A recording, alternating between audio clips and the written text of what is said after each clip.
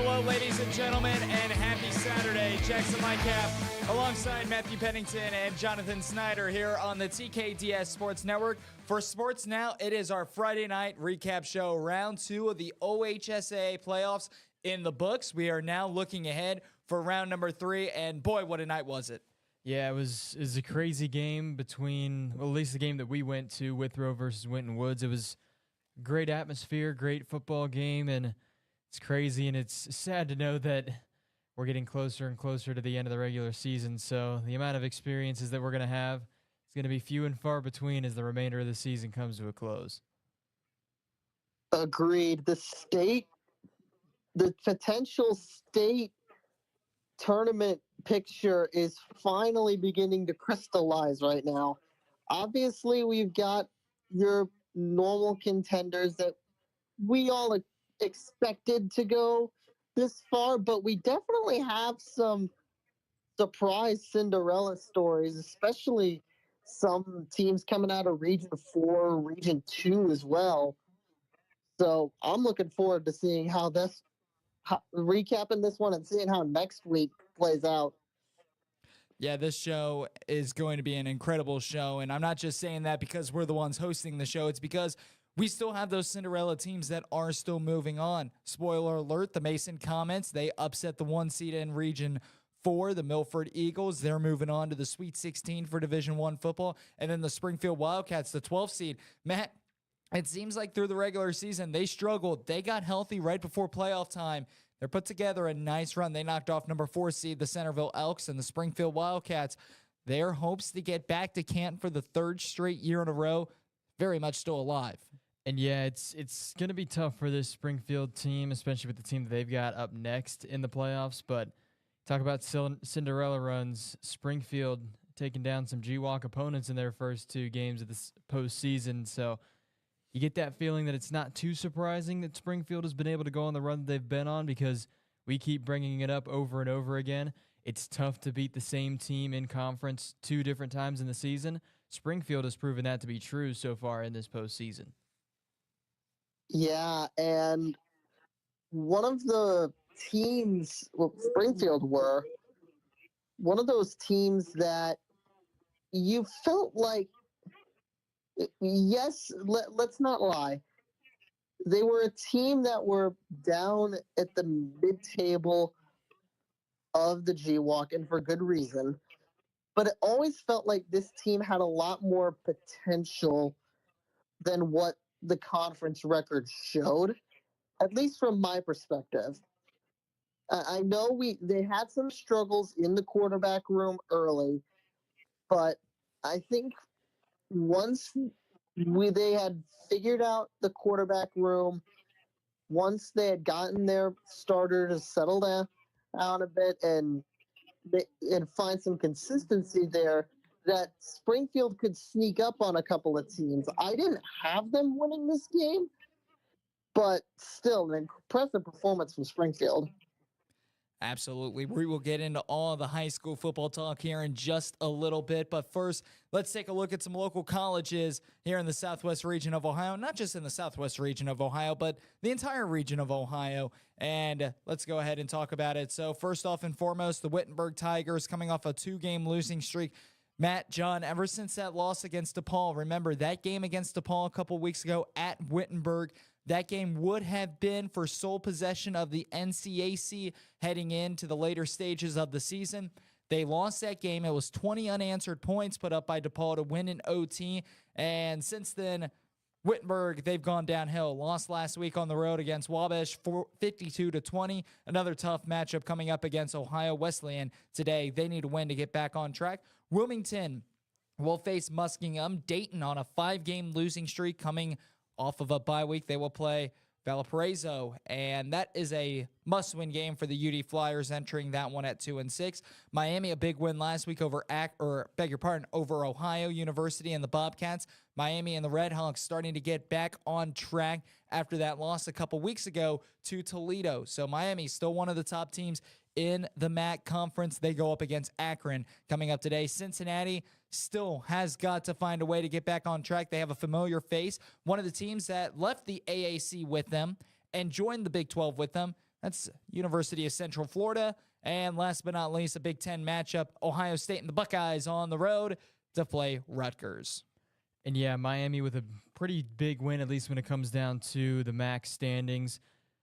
Ohio and Miami were the two teams that were really towards the top. Obviously, Buffalo, another team that Miami still has to play on the schedule, and they're a team that could still play spoiler in the East, but that 30-16 win for Miami over Ohio, it's a big win when it comes to Miami's hopes of making it to the MAC Conference Championship game later on in the season. Yeah, it looks like they're going, if the Red Hawks were to keep this up, it looks like they're going to get that rematch with the Toledo Rockets. Toledo 2 games ahead in the West. But Cincinnati, you mentioned a familiar face. Not only is that a critical thing to note before the matchup for the Bearcats, it's a team that they know. It's also a team that's similarly 0-5 in conference. So a battle of winless conference teams. If there's a game that you have to win, and by that I mean desperately have to win just to get things back on track, I would say this is definitely the game to win for Cincinnati.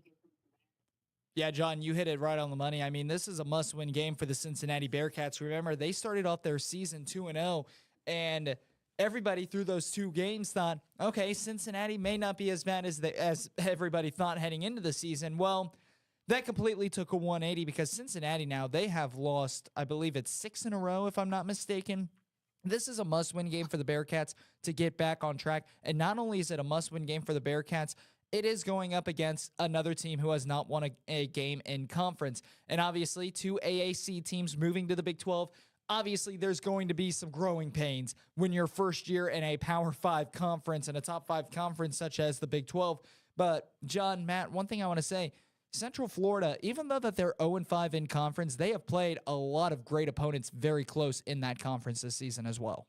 And yeah, the one game that comes to mind when you talk about that is a 31-29 loss to Oklahoma, who Oklahoma being a top 15, right around top 10 in the entire country when it comes to their current rankings. So you talk about close games that UCF has played so far this season. And the other thing for Cincinnati, the schedule's not going to get any easier than this game throughout the remainder of the year. You've got Houston on the road, you've got West Virginia on the road, then you've got a game against Kansas, who's currently in the top 25. So if you're Cincinnati, this is your game that you can win. I'm not saying you can't beat Houston, you can't beat West Virginia, and you can't beat Kansas, but when it comes down to strength of opponents you've got left, this is the game that Cincinnati can win. So this Bearcats team needs to come away with a win today. Otherwise, I brought it up when we were talking about college sports earlier on in the week. It's very possible the Bearcats could end up having this season be a 2-10 year once the regular season comes to a close. Yeah, and especially with the Bearcats being at home for this one in front of their home crowd, especially big one that they need to win. Another thing that I want to point out is some of the main struggles that I would say the Bearcats have had on the defensive side of the ball. Last week, giving up 45 to Oklahoma State, giving up 32 to Baylor, and 30 to Iowa State are the last 3 games. So defensively, the Bearcats have some improvement that is needed in order to see if they can find a way to win this game. And Cincinnati's offense has been off and on throughout the year. There are some games where they can hang with teams.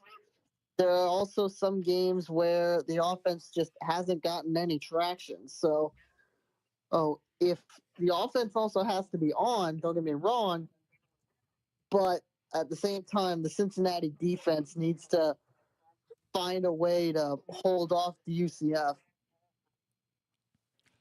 Matt, John, one thing I want to talk about and touch base on real quick before we move on and talk about the Ohio State Rutgers game. Wilmington, Matt, remember last year when we talked about this show? Wilmington, this is a team that a couple years ago did not win much. Last season, won a few games, did not win much afterwards. Wilmington, not a great record this season when it comes to football, only 3-5, but at the same time, we're starting to see steady improvement from the Quakers. And yeah, this Quakers team, I mean, the same can kind of be said for Wittenberg as well. And this is going to be, I wouldn't say must-win game for Wilmington, but for Wittenberg to get the confidence up and get the team back into the rhythm that we saw in the earlier stages of the season. Wittenberg, wouldn't say, like I said, it's not a must-win game against Ohio Wesleyan this game today, but to get the confidence back after the 2 losses that they've suffered the last 2 weeks, it's going to be a big test for Wittenberg. And Wilmington, they've also got a big test against Muskingum today as well. Yeah, some good things to note in the lower division. As you mentioned, Wittenberg having a massive game just to keep pace at this point in the conference. Wilmington and having their important matchup as well.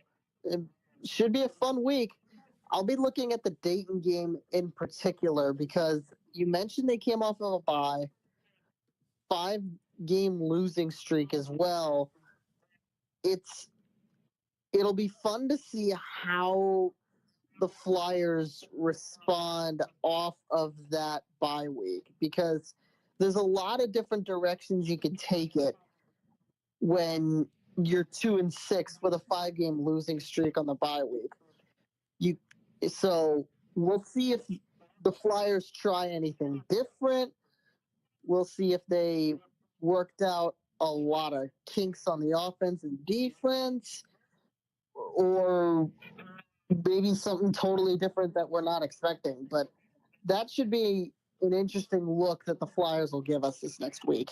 Moving on, Ohio State on the road against Rutgers. Rutgers, a better season this season for Rutgers, but obviously we see them play some of the top teams, and we saw what happened when they played Michigan, and Michigan walloped them. So Ohio State at Rutgers should be a winnable game for the Buckeyes.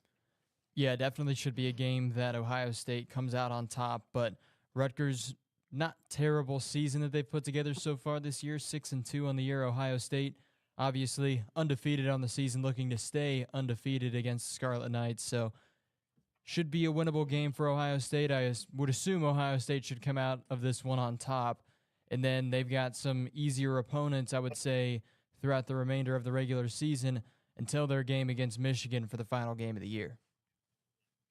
Yep, should be a winnable one for the Buckeyes, but anytime you see a number 1 next to your name on the CFP rankings, you know you're going to get the best from every single team. It's a massive target on Ohio State's back, especially for some of these 2-loss teams, but just any team in general trying to make up ground in the Big Ten Conference.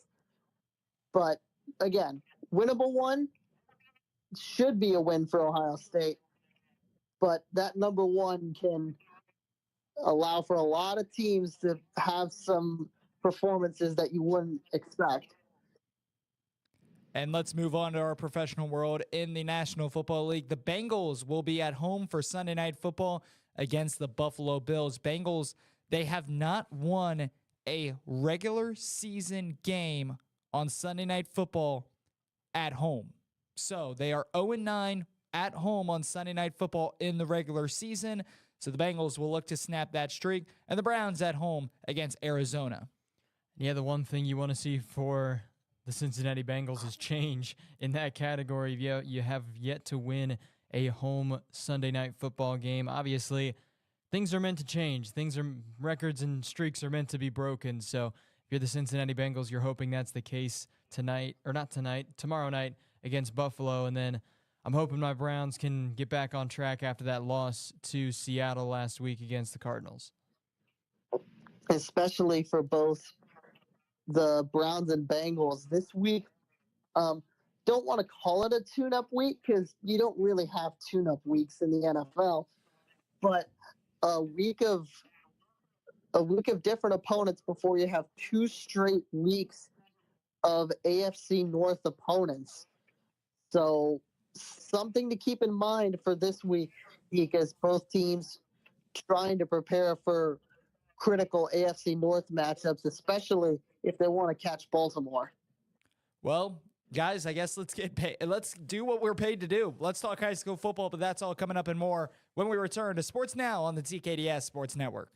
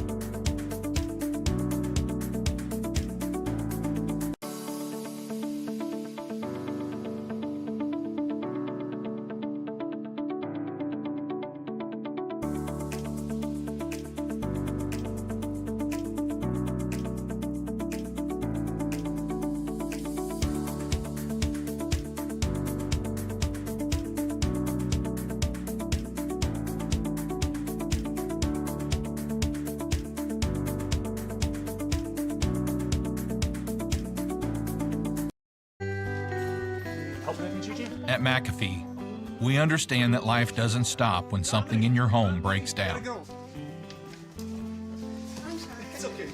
Our customers count on us to be there, ready when they need us. Is there anything else you need from me? No, sir. I have all the information I need. Great, thanks. Just lock the door on the way out. Thank you. Let us get your home up and running again. Breathe easy. Choose McAfee.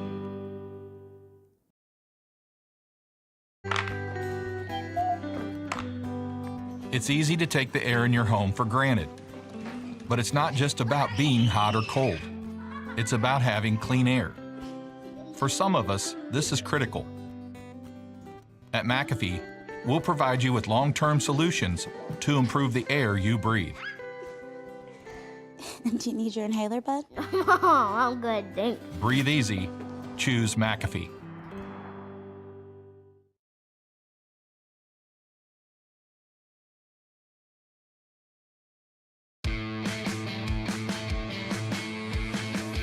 We welcome you back here to Sports Now. Jackson Lightcap, Matthew Pennington, and Jonathan Snyder. Let's get in to all the Ohio high school football action. And guys, we've hit the time and the point in the season where we're going to start having some less games to talk about. Well, we're going to be able to go a little bit more into depth on these games because, as we mentioned, playoffs, teams being cut in half each and every week. So now instead of talking the entire Division 7 and the entire conference, in fact, the next 10 minutes or so, we only have 4 games we got to talk about, so we can go into detail on almost all of them. We'll start with Region 28. This is Division 7.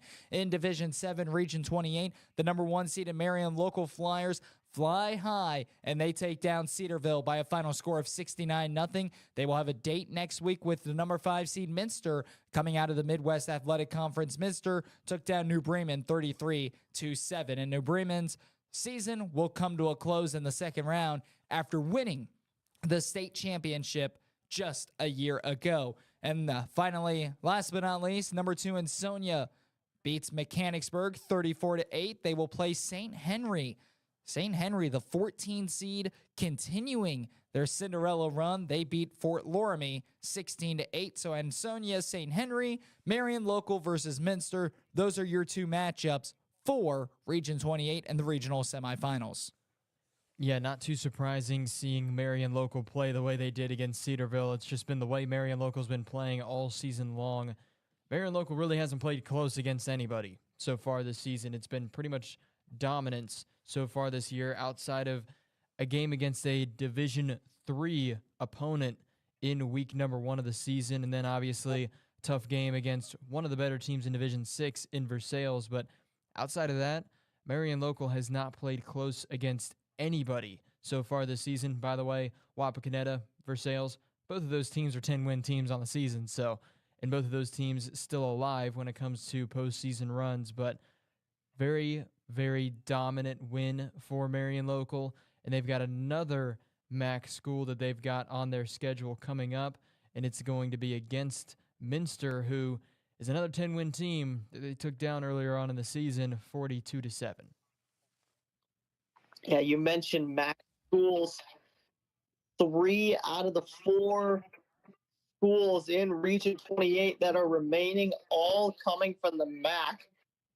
Marion Local, Minster, and especially St. Henry. We knew that Marion Local was going to be running through a lot of teams with how dominant they've been.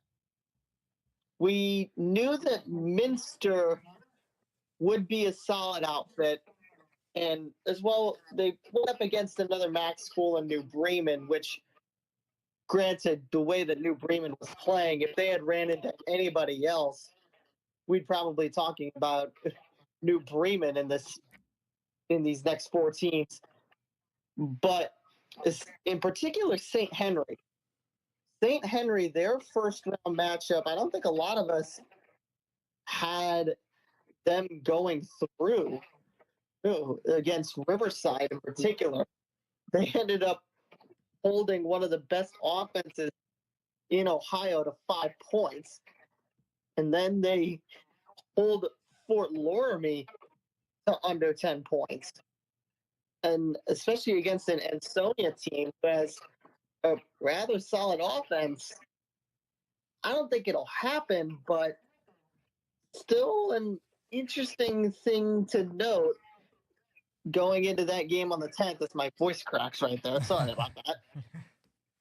Yeah, and John, you just talked about it. 3 of the 4 teams remaining in Region 28 are from the Midwest Athletic Conference, and we talk about how great the MAC conference is, and we've said it once on this show. We'll say it again. I'm going to say it right now. The MAC conference is the best conference in the state of Ohio, and they have the state titles and state championships to prove it. The Midwest Athletic Conference, and it's not just for football, it's for basketball, it's for boys and girls basketball, it's for soccer, it's for any sport that you mention at the high school level. You have got to pay attention to the Midwest Athletic Conference. That's who they are, that's what they are. I mean, they have over 150 state titles.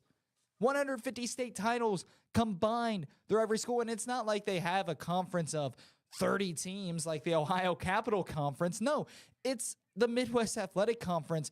They have the normal amount of teams you would expect to be in a conference. The Midwest Athletic Conference is absolutely crazy. So when you look at the regional semifinals, the Sweet 16 in the state of Ohio, and this is just for Division 7, we're going to continue to talk about Coldwater and Versailles for Division 6, Division 5, 2 other MAC schools. But guys, when you take a look, 3 of the 4 final teams remaining in Region 28 being out of the Midwest Athletic Conference, that does not surprise me. Ansonia, they are the outlier. They are coming out of the Western Ohio Athletic Conference, and if they want to make a trip to the state, well, they're going to have to be going up against MAC schools all the way through. Matt, John, where do you think Ansonia, even though that they're the outlier and they come from a weaker conference, where do you think they stand going up against some of these MAC teams? I think right now for Ansonia, they should be able to take down St. Henry in their next game, but I feel like when it comes down to who they potentially have to face off against, being either Marion Local or Minster, I think that if it's Marion Local, Ansonia is probably going to be knocked out in their game against Marion Local later on in the postseason in the regional final game against the Flyers. If it ends up being Marion Local versus Ansonia, that's where I see the season coming to an end for the Tigers. But if Minster pulls off the upset against Marion Local, I wouldn't say it's out of the realm of possibilities to see Ansonia take down the Wildcats of Minster. But if Minster's going to face off and going to end up upsetting Marion Local in the 3rd round of the postseason, they're going to have all the confidence in the world against whoever they have to face off against, because this Minster Wildcats team, if they can take down Marion Local coming up this next week, you're taking down the number 1 team in Division 7 in the entire state of Ohio. You're going to have confidence in yourself. You're going to have confidence in your team. It's very possible if you take down number 1 in the state, you can take down number 2, and that's who Ansonia is. They're number 2 in the entire state when it comes to Division 7. So when it comes to who Ansonia could potentially face off against, I feel like they should be able to take care of St. Henry, because St. Henry obviously played really good against Riverside, but Riverside not playing in that tough of a conference when it comes to the Three Rivers Conference. And then you take a look at their game against Fort Loramie. Fort Loramie, a pretty tough team, but not the toughest of opponents that they could have faced off against in the second round of the postseason. So I think it's very possible that Ansonia should take down St. Henry in the the third round of the postseason. But then it's going to be a big question of who will Ansonia face off against out of the two MAC teams they could potentially face in the regional final game. Yeah, I have to say, I think I'm pretty confident that Ansonia should be winning against St. Henry. Yes, St. Henry has had some really good defensive performances, holding Riverside to 5 points, holding Fort Loramie to 8 points. Very, very good performances. But this is an Ansonia team that has not scored less than 30 points in a single game all season. The closest game they had was 30-22 against Tri-Village, a team that is still moving on. Is still moving on in Region 24. So Ansonia should be able to dispatch St. Henry, but again, we've seen Stranger. We've definitely seen Stranger. Or so wouldn't count St. Henry out. It'll be an interesting game to see for sure, but I've got Ansonia in that one. For Marion Local Minster, the way that Marion Local was, I want to say running through the MAC, even though that's not entirely true. But the way they were going through their MAC opponents, I don't see this matchup going any different way than what it was in the regular season. I see Marion Local going through that one as well. I know it's not game pick time yet, but kind of slipped into that. I apologize. And, one thing I want to talk about with the Redskins of St. Henry, you could tell that they come from a tough conference because they entered the playoffs 3-7. This is a team and one of their wins in the regular season was to a 1-win Fort Recovery team in overtime. So St. Henry, you could tell they're from the MAC conference because here they are, Sweet 16 in the state of Ohio, Division 7 football, and the Final Four teams in Region 8. And they were a team that only won 3 games throughout the regular season. So you could definitely tell St. Henry putting together a nice little Cinderella run. But obviously, going up against the tough task of Ansonia, and we talk about Ansonia, how they're the outlier. They're the only team remaining that's not in the Midwest Athletic Conference. But if there is going to be a team that can compete with the Midwest Athletic Conference, I definitely think it's the Ansonia Tigers, especially with what they've been able to do this season. Even when they've played some inferior opponents, they've beat their opponents how they should. And not to mention, Ansonia, if they do move on to play either Marion Local or Minster in the regional final with a trip to the state Final Four on the line, this is a great test for the Ansonia Tigers because you're getting a little bit of a taste of a MAC school, what you are going to face in the regional final if you win. But at the same time, I don't want to say it's one of the worst teams in the Midwest Athletic Conference, but it's one of the lower end teams that you would end up having to face. There is a huge gap, in my opinion, between Marion Local and St. Henry. I'd even say there's a huge gap in between Marion Local and Minster. Marion Local is just a different breed. I don't know what they're putting in the food up there, but that is a tremendous, tremendous football program. And that's one of the reasons why I believe they've won, 43 straight in a row now? Marion Local is a powerhouse. Minster is also a powerhouse.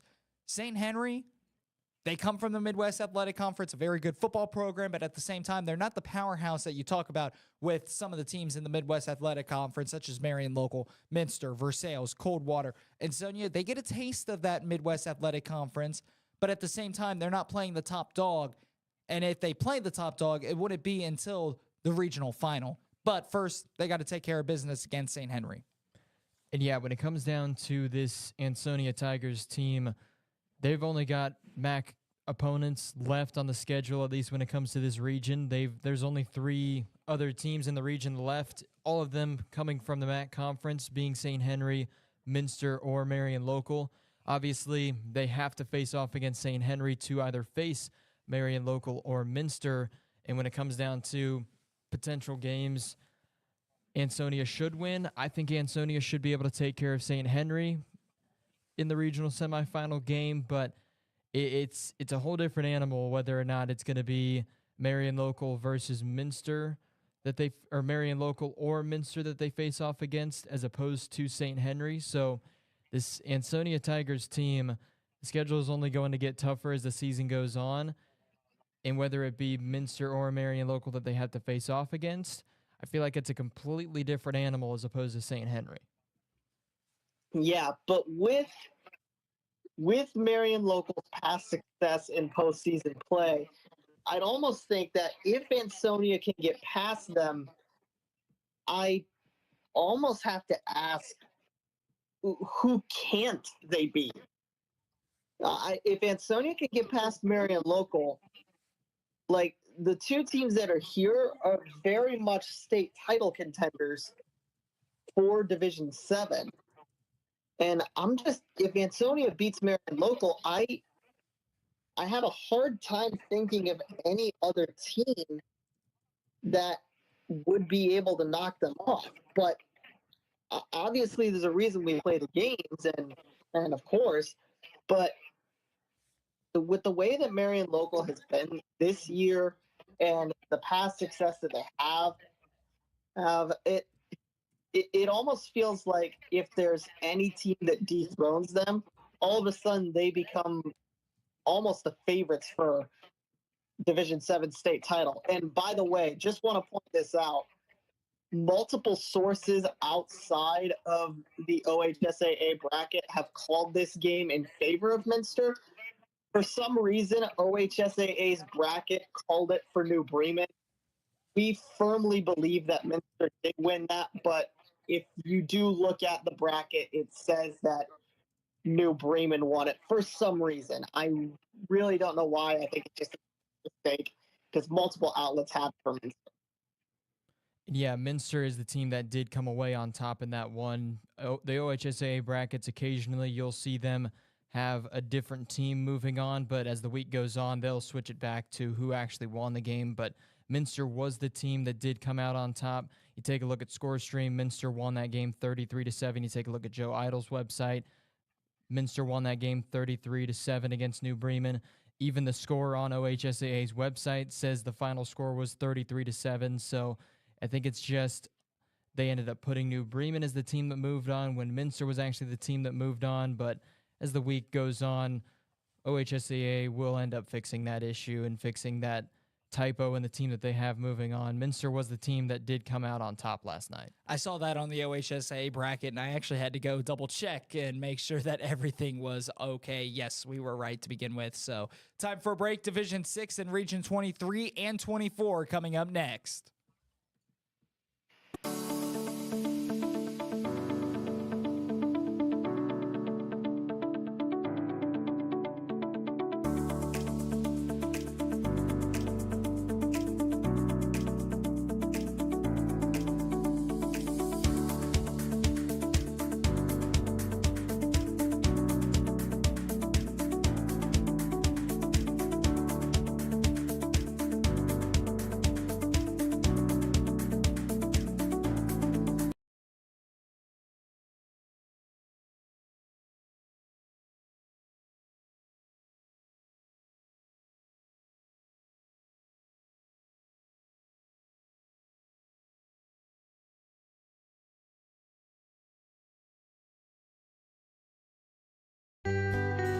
Every day, we find ourselves on a path full of decisions. It's me. Sometimes small and sometimes big.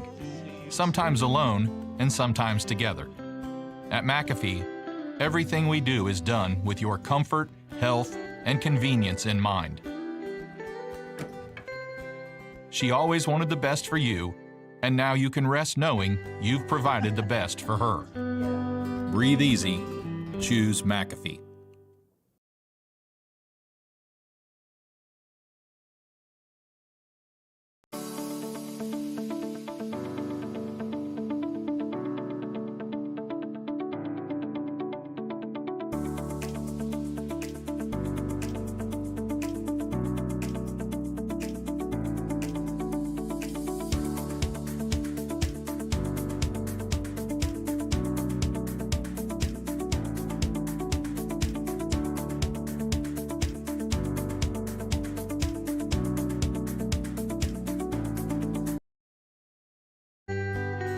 Every day, we find ourselves on a path full of decisions. It's me. Sometimes small and sometimes big. Sometimes alone and sometimes together. At McAfee, everything we do is done with your comfort, health, and convenience in mind. She always wanted the best for you, and now you can rest knowing you've provided the best for her. Breathe easy. Choose McAfee.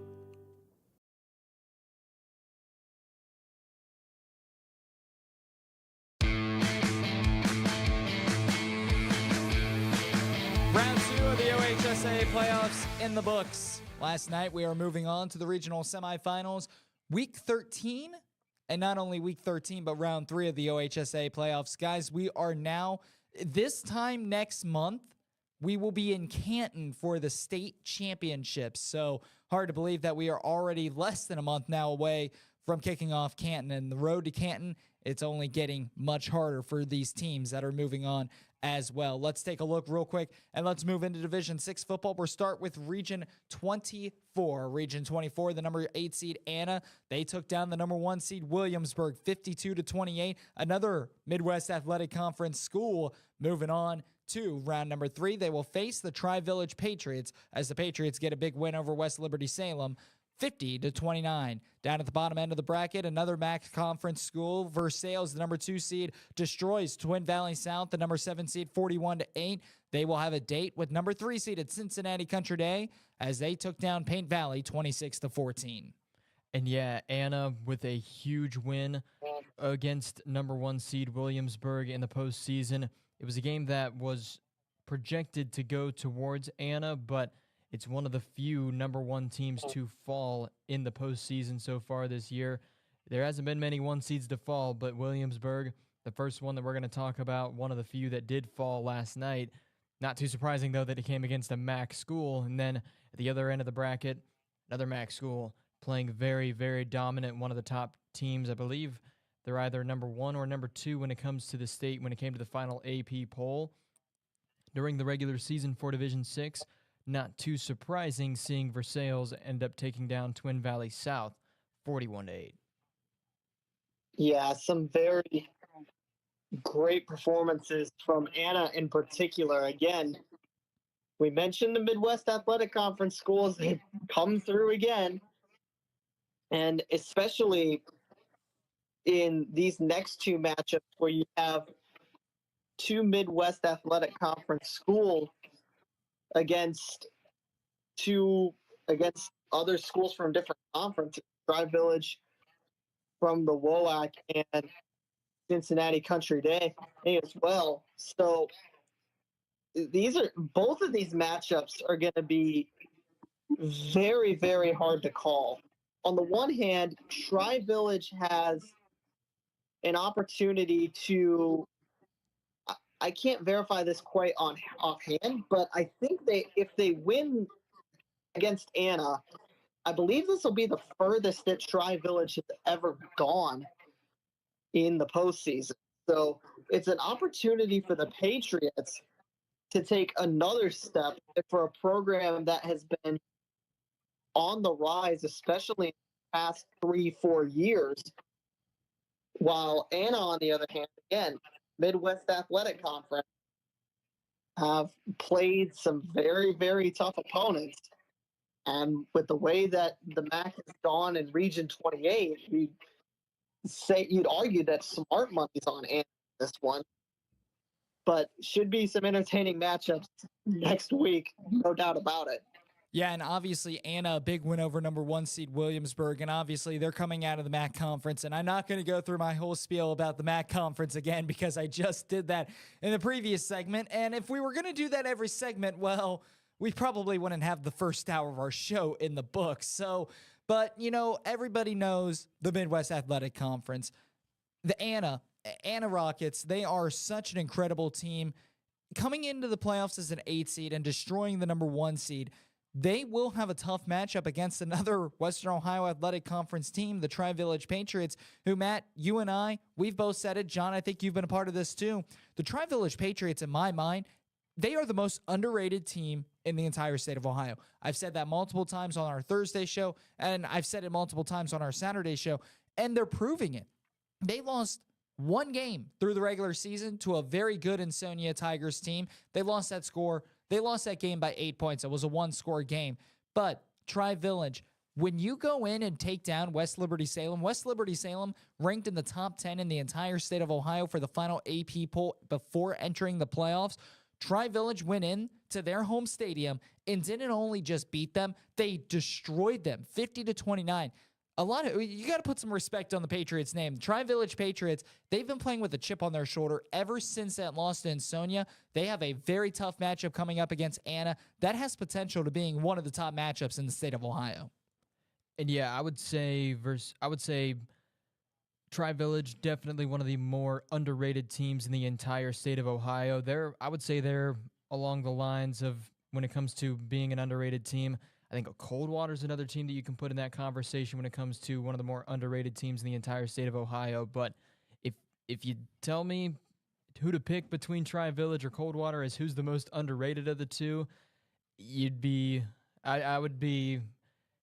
It's back and forth. It's back and forth. You can make an argument for both sides. Yeah, it's back and forth between both of those two schools as to who is the more underrated team of the two. But yeah, Tri-Village is definitely one of the more underrated teams coming into this postseason, and so far they've been absolutely on a tear, but they've got a tough MAC school in Anna as their next team that they have on the list that they're going to try to take down to move on to the next round of the postseason. Yeah, and again, it's a matchup that honestly is so difficult to call because, again, Tri-Village, dominant performance again that they had last week, and especially pushing Ansonia, who's a 2 seed in Region 28, and only having an 8-point loss against them. That's the only loss they had in the regular season.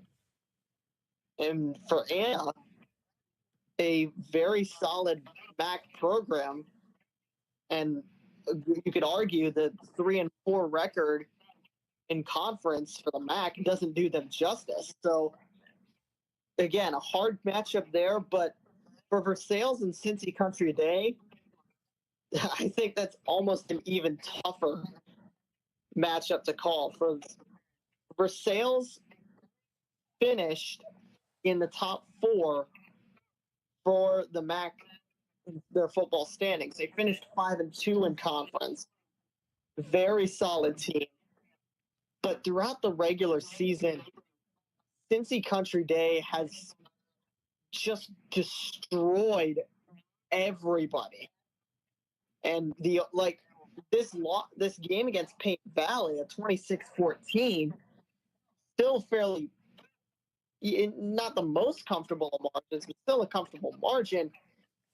That's with all of the teams that you've seen them play and all the performances that they had, you could argue that was a really bad game for the Nighthawks. But Cincy Country Day has destroyed everybody in the regular season. And again, it'll be interesting to see how they perform against a MAC school.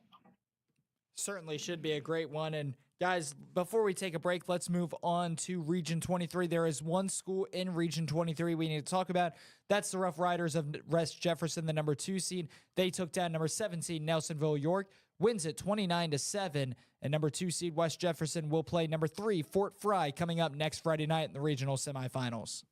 And yeah, that's going to be a tough game for this Rough Riders team, but West Jefferson continuing the run that they're on so far this postseason. They took down Grove City Christian in the first round of the postseason, and now taking down Nelsonville York in the second round. They're going to have a tough competition in Fort Fry in the third round of the postseason in the regional semifinal game. But this Rough Riders team with Austin Busher, the offense continuing to fire on all cylinders. Not as many points as we're used to seeing this Rough Riders team put on the board, but still a very comfortable win against 7-seeded Nelsonville York last night.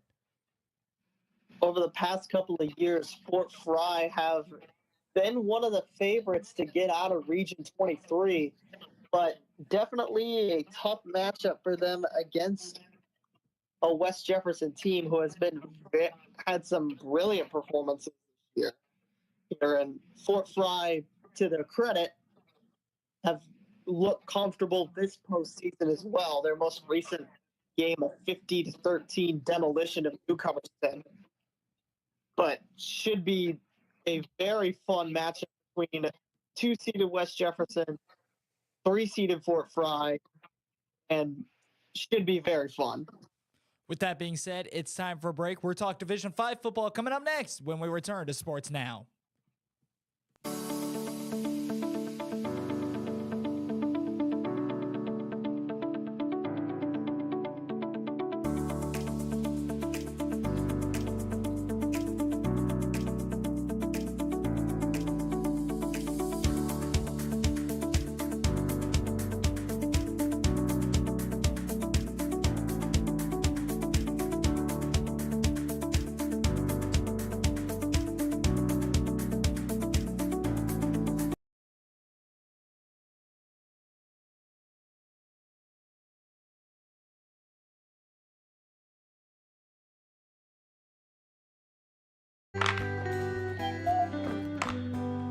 It's easy to take the air in your home for granted. But it's not just about being hot or cold. It's about having clean air. For some of us, this is critical. At McAfee, we'll provide you with long-term solutions to improve the air you breathe. Do you need your inhaler, bud? Oh, I'm good, thanks. Breathe easy. Choose McAfee.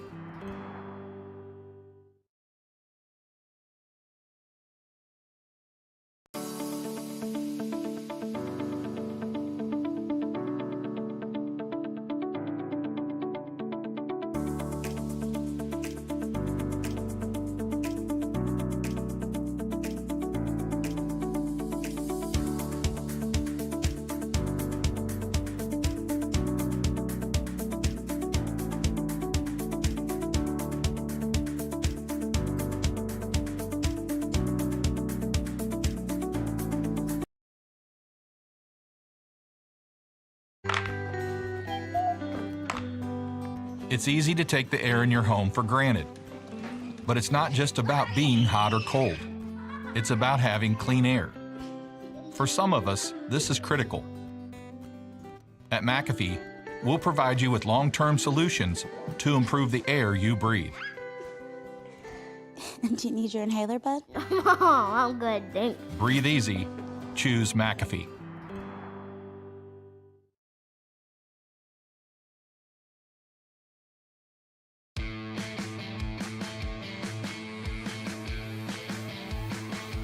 Moving along with this 3-hour show. Once again, we are live until 11, only here on the TKDS Sports Network. Jackson Lightcap alongside Matthew Pennington, Jonathan Snyder, as we welcome you to our Friday night recap show on Sports Now. Let's move on to Division 5. We will start with Region 20. Region 20, this is going to be a very, very competitive region to talk about. Number 1 seed Valley View, and the Spartans, they take down number 8 Bethel Tate by a final score of 49-0. They will have a date with 5 seed Purcell Marion, as Purcell Marion just edging out Chillicothe Zane Trace 30-28 last night. Valley View, Purcell Marion set for the regional semifinals, and then number 2, Waynesville. The Spartans get a big win over number 7, Northeastern, 49-14. Number 3 seed Brookville gets a big win over number 11 seed Preble Shawnee, 28-18. And we will see Waynesville versus Brookville in round 3 of the playoffs. That is a rematch from the regular season. And not only that, but it is a in-conference game in the regular season. Waynesville, Brookville, both coming out of the Southwestern Buckeye League. I'll tell you what, we talked about the MAC conference when it came to Division 7, having 3 teams in their conference remaining in that Region 28. And now in Region 20, the same can be said with the Southwestern Buckeye League. Purcell Marion, the only team coming out of the MVC left in this region. And then you've got Valley View, Southwestern Buckeye League team, and then Waynesville and Brookville, both Southwestern Buckeye League teams. As you mentioned, Wayneville played Brookville earlier on in the season. That game was won by Brookville earlier on in the year. It was a pretty convincing win for Waynesville, final, well, not convincing, but when it came to the stats in the game, it was a convincing win on the stat sheet for Waynesville. Final score of that game was 21-14 earlier on in this season. So a convincing win on the stat sheet, but only a 7-point win for the Waynesville Spartans. The big question is going to be, are they going to be able to take down Brookville for a second time this season? And Jackson mentioned it earlier. It's so difficult to beat conference opponents twice, and especially when it comes to teams that were near the top of the Southwestern Buckeye League. And obviously, Valley View and Waynesville were the class of the conference, but Brookville was right behind them that whole time, and in particular, right kept with Waynesville throughout their regular season matches. So, Waynesville will be at home on this one because they are the higher seed, or the lower seed, I should say. But still, it'll be a very, very tough call to outright be confident that Waynesville's going to go through, but should still be a very tough matchup for both Brookville and Waynesville, respectively.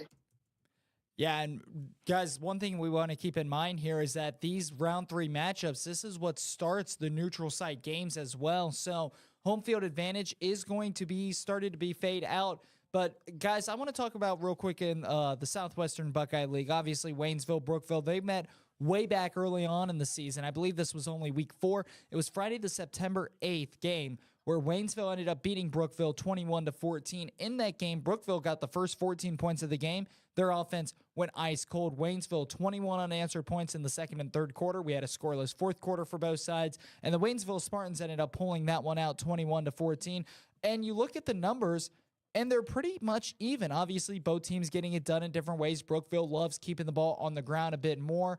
Waynesville, they're more of a balanced offense. They will go to the air. They'll run the football. Brookville, not to say they won't go to the air, but at the same time, that's not what they're known for. They're known for wanting to keep the football on the ground as much as possible. You look at total yards, Brookville 277, Waynesville 245. First downs, Waynesville with 13, Brookville with 9. 0 turnovers on both sides. Both teams with 4 penalties that equated for 50 yards. So both teams, and the time of possession pretty even as well. Waynesville had it for a little bit more than a minute over Brookville in that game. But the time of possession, the penalties, the turnovers, the first downs, the total yards, very, very, very, very similar. I would expect the same stat line, but we talk about how hard it is to beat an in-conference opponent 2 times in the same season. Now, the question is, did these teams play too early for that to come in and play a factor? But obviously, an in-conference game this late in the postseason, a game that it's between the number 2 and 3 team in the Southwestern Buckeye League, two of top 15 teams in the entire state of Ohio for Division 5, Waynesville, Brookville. That's got all the makings to be a tremendous rematch for Week 13. And yeah, it's one thing that you brought up, Jackson, and I brought it up too. It's tough to beat the same conference opponent twice in the same season, especially when you played them close in the first game between the two opponents. But when it comes down to Waynesville versus Brookville, the one thing that Waynesville has going good for them, obviously, they took down Valley View, who is a run-heavy team, and they've already taken down Brookville, who is also a very run-heavy team. So Waynesville, as the season has gone on, they've gone against pretty tough rushing attacks, and they've started to get in their minds how to take down a good rushing team and how to play good against a good rushing attack. Obviously, it's tough to hold Valley View to low scoring. They weren't able to do that when the Spartans faced off against Valley View. I believe it was 49-40 was the final score of that game. So they weren't able to hold Valley View to low scoring, but they were able to win that game. And against a good rushing attack, the best way to get ready for a running attack that you've already faced is to be used to facing off against rushing teams.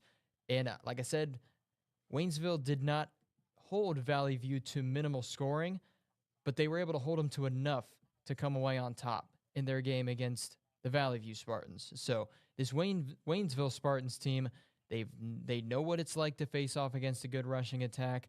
Brookville, they've got a good running attack, but it's not as good as Valley View's rushing attack. So Waynesville, when it comes down to scheming and getting ready for this game, they know what they've got. They know what they've got to face off against. They know what they're going to have to deal with when it comes down to Brookville's offense. But also, Brookville could play a little bit of trick plays here and there and could potentially start airing it out as well in the game. Well, you talked Valley View. Let's just mention Valley View a little bit more. So they're Valley View, Purcell, Marion. Valley View, the favorites on paper. Let's not lie. But Valley View has been, at some points, almost seems like just a freight train of momentum at some points. Dominating wins all throughout a very tough Southwestern Buckeye League. Some quality wins, in particular their win against Brookville. 49-21 win in their game on October 13th. And yes, they have the loss to Waynesville, but if they come up against them, if Waynesville is to win against Brookville and Valley View takes it against Purcell Marion, Valley View has to see that as a revenge game, especially with how close it was up until the end. Valley View definitely feels that they can get that one back against Waynesville. So depending on who they play, obviously they could also be in with a very real chance of playing Brookville as well. But for Valley View,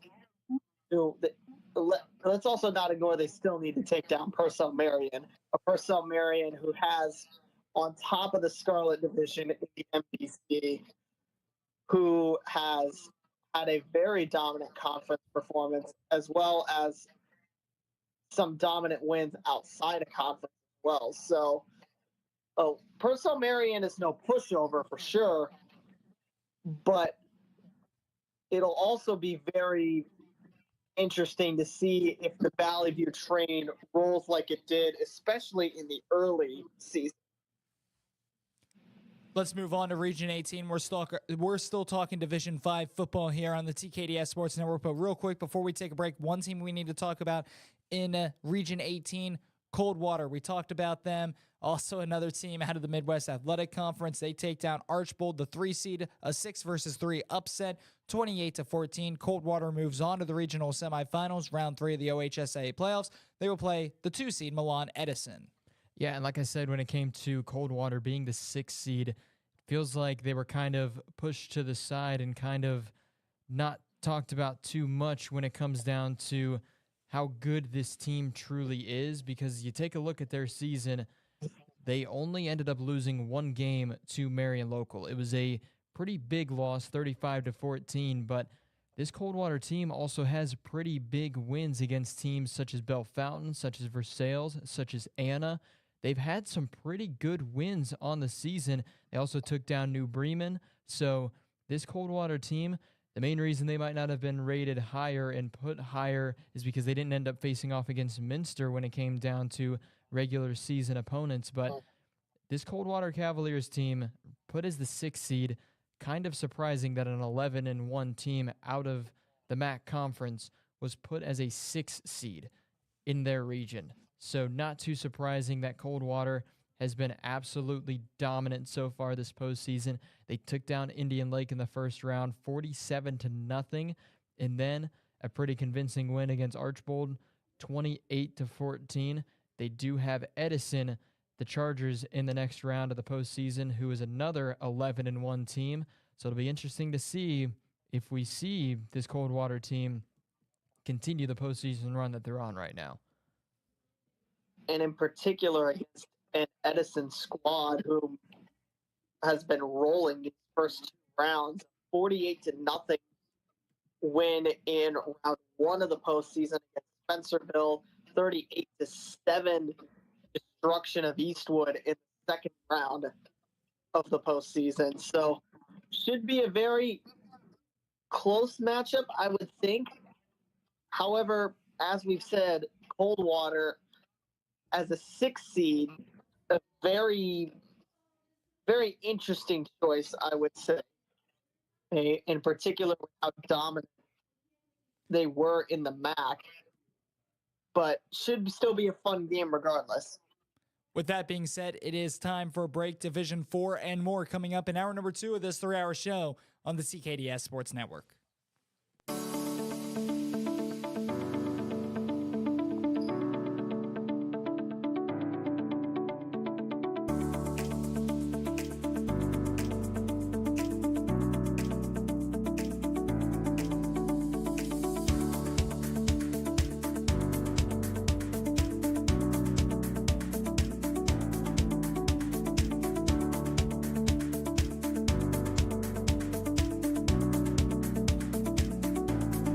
Come on, guys, let's call Daddy. Hi, Daddy. Hey! How you doing? So the furnace is on its last leg, babe, and I just don't know what to do. I wish I could be there to help. Being away is always difficult, but it doesn't mean you can't make decisions together. You can count on us to keep your family comfortable. Hey, buddy, how's it going? When are you coming home? It's gonna be soon. Faster than you know it, I'll be home. Breathe easy. Choose McAfee.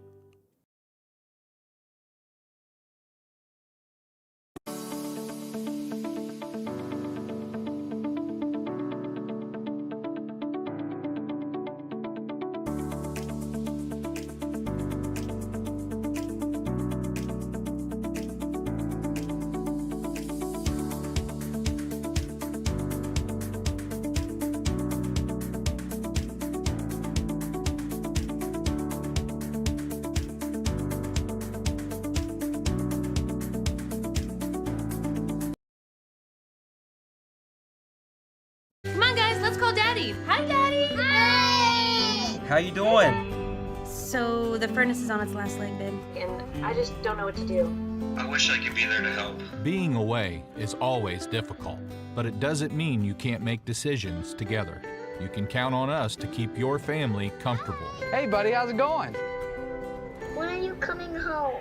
It's gonna be soon. Faster than you know it, I'll be home. Breathe easy. Choose McAfee.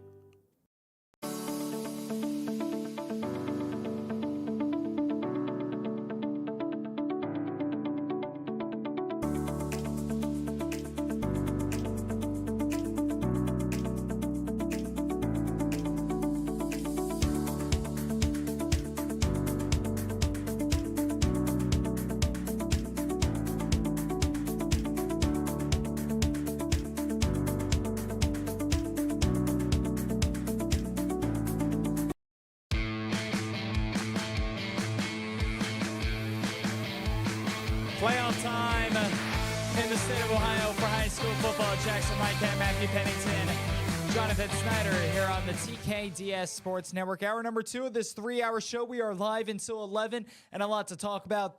During this final hour, we will be able to go in depth. We will be able to talk about every other region we need to talk about, including regions Division 4, Division 3, Division 2, Division 1. A couple of regions we want to talk about in Division 1 as well. So it's all coming up next on the TKDS Sports Network. Hour number 2, we will make our Week 13 game picks, and we will also have our score updates as well. Spoiler alert, Matt and I, we were updating the standings at the break. And John, you had a very, very good week, and you're not in last place anymore. Woo! You sound Feel very good to excited finally- on this Saturday morning. You're not in last place anymore. In fact, do you know who is in last place now? Oh boy. I'm not going to say it. I'm alluding to it, but I know whoever it is. I know he's at home watching us right now. So I know he's at home watching us right now. He is Oh, he's not. actually He in the just- studio right now. He just broke into the studio. Oh, no.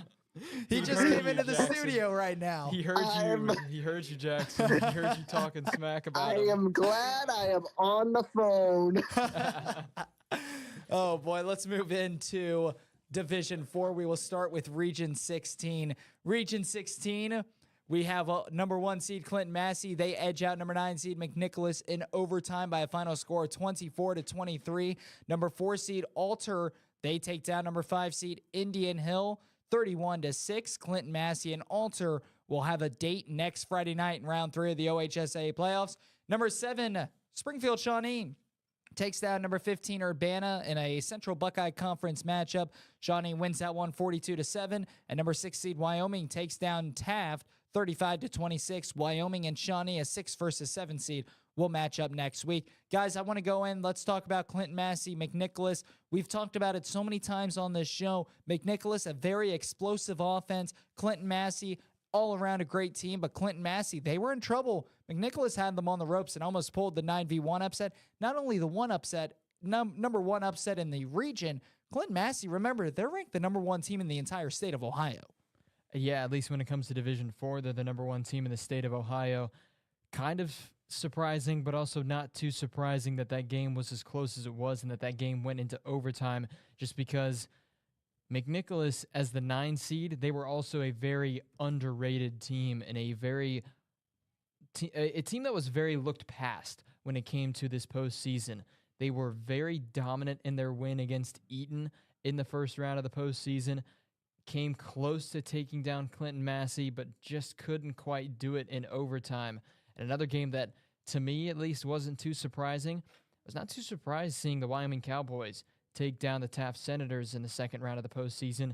A 9-point win against the Senators, who were the 3 seed, but Wyoming is the 6 seed. They only lost 1 game on the season. Granted, it was against a team that ended up taking the conference, the Cincinnati Hills League, in the regular season, but this Wyoming team, you had the feeling that long regular season streak was going to come to an end at some point. It ended up being this year that it came to an end, but not too surprising that Wyoming was able to not get back against Indian Hill, because Indian Hill was a team that beat them in the regular season, but Springfield Shawnee, the next team on the list for Wyoming to try to knock out, and they're going to try to continue and move back and try to get back to the state championship like they did a season ago. Yeah, in particular, you mentioned McNicholas and just how underrated they were. And with it, it's a part of, in part due to the fact that they come out of the GLCOA, a conference that is known for Baden, Alter, and CJ. 3 very well-respected schools, and schools that have performed very well in the postseason, in particular Baden and Alter.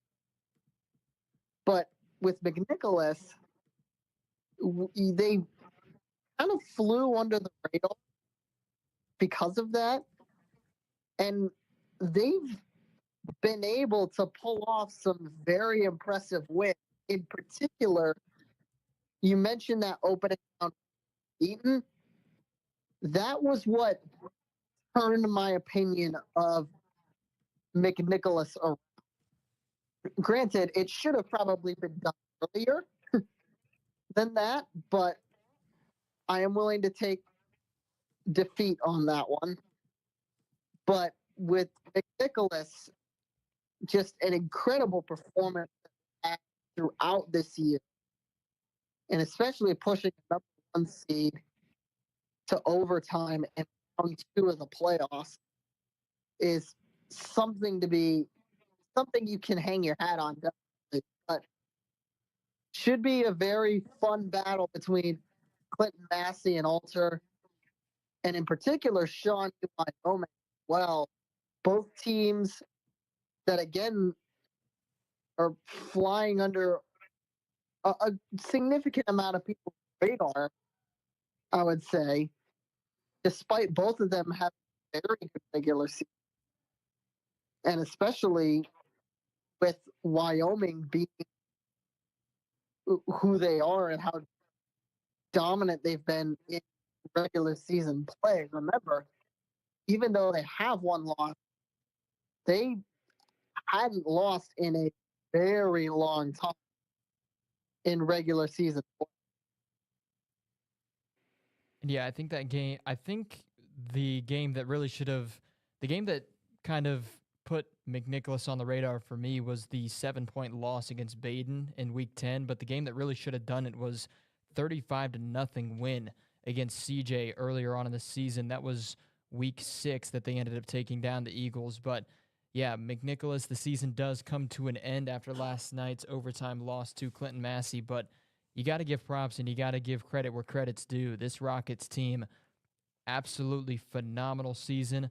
Only 6-6, but against the teams they faced off against, especially when it came to the postseason, this Rockets team definitely should gain a little bit more respect than was what was given to them throughout the regular season. Yeah, McNicholas, this is a team that's really been slept on all season long, and that they had an explosive offense, and it showed last night against Clinton Massey. Clinton Massey, the number 1 team in the entire state for Division 4, not just Region 16, but for Division 4 football in the state of Ohio. That is a very, very, very, very, very good Clinton Massey squad. They're looking to get back to the state championship in Canton and try to win one just 2 years removed from their previous state championship.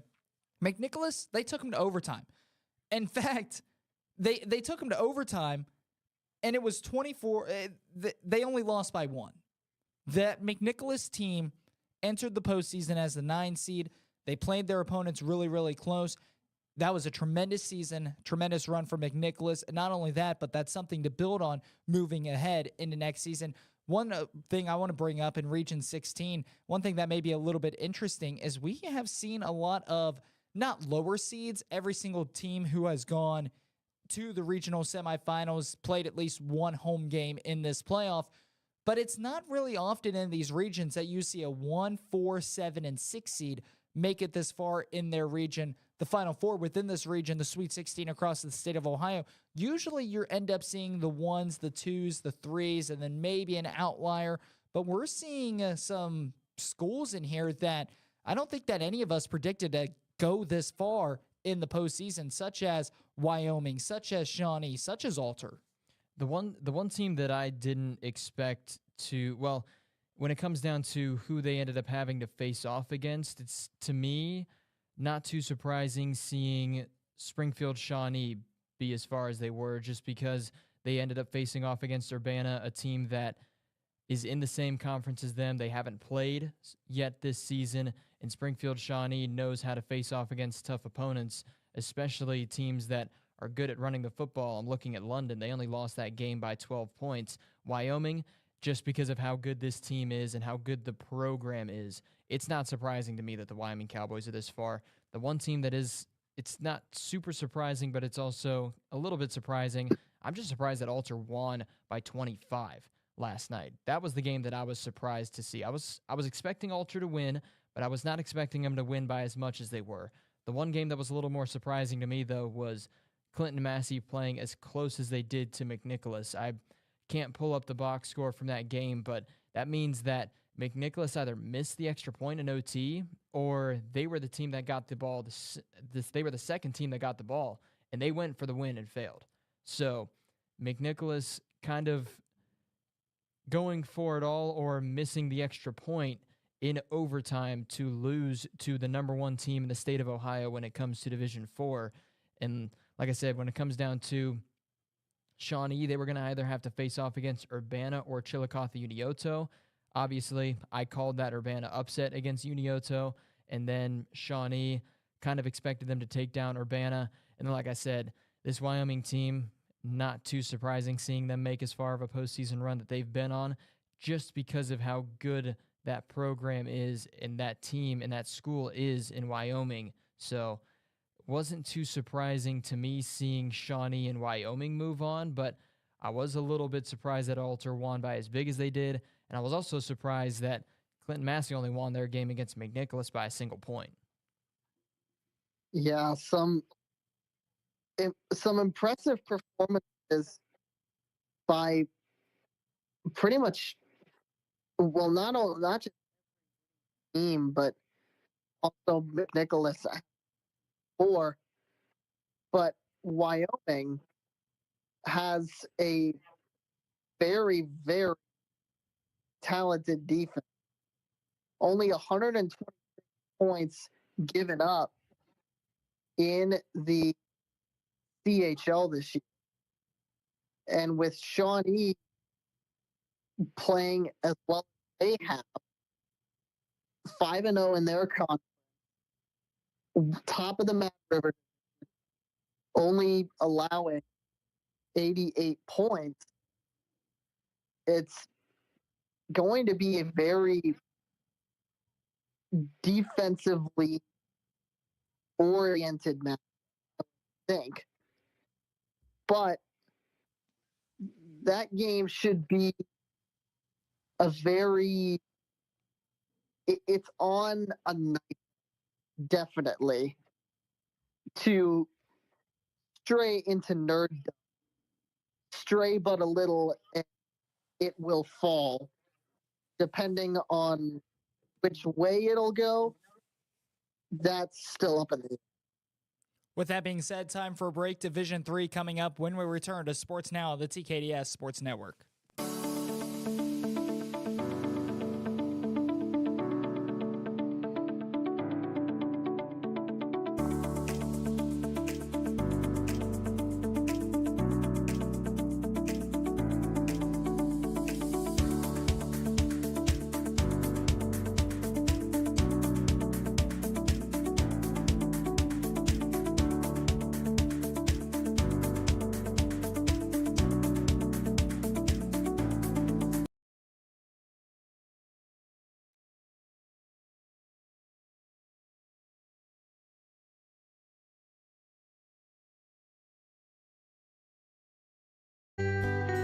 Every day, we find ourselves on a path full of decisions. It's me. Sometimes small and sometimes big.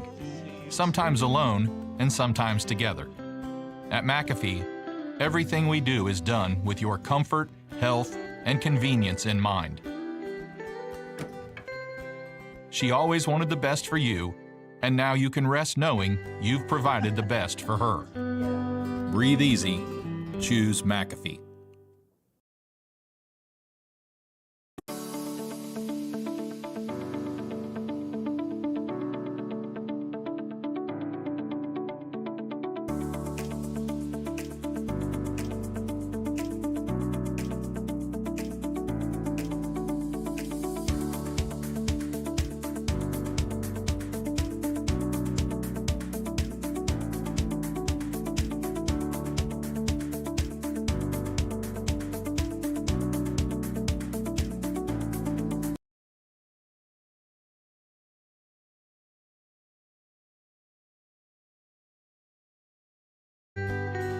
Every day, we find ourselves on a path full of decisions. It's me. Sometimes small and sometimes big. Sometimes alone and sometimes together. At McAfee, everything we do is done with your comfort, health, and convenience in mind. She always wanted the best for you, and now you can rest knowing you've provided the best for her. Breathe easy. Choose McAfee.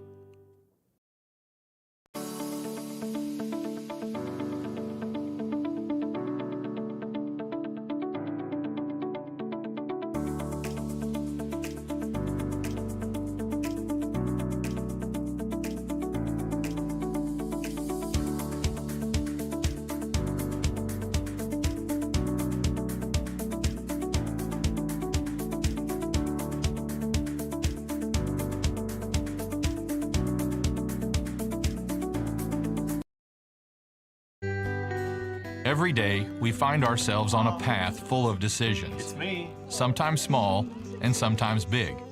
Sometimes alone and sometimes together. At McAfee, everything we do is done with your comfort, health, and convenience in mind. She always wanted the best for you, and now you can rest knowing you've provided the best for her. Breathe easy.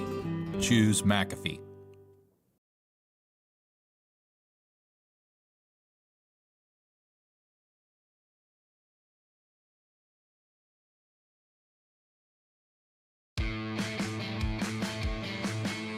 Jackson Lightcap alongside Matthew Pennington, John Snyder. We're moving in to Division 3. We're start Division 3, Region 12. Number 1 seed Baden and the Rams take down the Golden Eagles of Bellbrook 24-6. They will play Wapakoneta as Wapakoneta took down the 4 seed Butler Aviators last night on the road 42-7. Baden, Wapakoneta, that is a rematch from last season. Baden just edged that one out against Wapakoneta. A very close affair. I'd expect the same here this year. Number 2, Tip City, the Tippecanoe Red Devils. We talked about their slow start to the season. Boy, what a season that they've turned into be. Number 2 seed, the Red Devils, they take down the number 10 seed, Chaminade Julian Eagles 30-21. They will play Salina next week. The number 6 seed took down Trotwood Madison. The Rams upset on their home turf 41-35. And that will set up the regional semifinals for Region 12. And yeah, that was a phenomenal defensive showing, at least in the second half, by Salina in that game. Trotwood had put up at least 28 points in that first half. The last I had seen that score update before I saw the final score was the second quarter, and Trotwood was up 28-21 in that game. So Salina's defense, they buckled down, and they were able to play phenomenal in that second half of football, only allowing Trotwood from anywhere between 0 to 7 points in that second half, because like I said, I don't know if it was 35-21 at the end of the first half. It very well could have been, but it also could have been 28-21 at the end of the first half. I wasn't exactly sure what the final score was at the end of the first half, or what the score was at the end of the first half of that game, but I do know it was 28-21 at one point during the first half. So Salina's defense, they buckled in, they strapped in, and they were ready to play that second half of football. And Trotwood's defense didn't play as good of a second half. And that's why we saw that defense not show up. But like you mentioned, Jackson, the one game I'm looking for in this region, though, Baden versus Wapakoneta, 16-9 was the final score of that game last year. Baden was the team that was on top. And there's also a very good chance we could see the Red Devils of Tippecanoe end up playing Baden again in the regional final game. That was who we saw. That's who we saw in the regional final a season ago, and it was Tippecanoe that came out on top to represent Region 12 last season. So it's a very good chance. 3 of the final 4 teams right now, I believe. I'm not exactly sure who Tip played against when it came down to the regional semifinal game. I'll go ahead and try to pull that up as fast as I can. See who it was. Western Brown that Tippecanoe faced off against in the regional semifinal game last year. Western Brown not going to be the team that's in there this year, but Tip's got a new opponent in Salina in the regional semifinal game. But Baden Wapakoneta, it's a rematch of last year. Yeah, and this is where, oh goodness, this is where we really start to get a lot of the highest profile of high profile matches, and especially Baden Wapakoneta. You mentioned last year Baden won it 16-9. It's going to be, I believe, it's at a neutral site since it is round 3. I believe it'll be at a neutral site, and a Baden team that has rolled through the DCL co-ed and has had a lot of comfortable wins against some very, very talented schools out of conference. So Baden, with a very impressive resume, Wapakoneta as well, 10-2 overall, a share of the Western Buckeye League Conference Championship with Salina, and again, a very dominant performance from the Redskins in this previous matchup against Butler. So, a very, again, this is the time where game picks become a nightmare just because there's so many reasons for either side to come out on top in this one.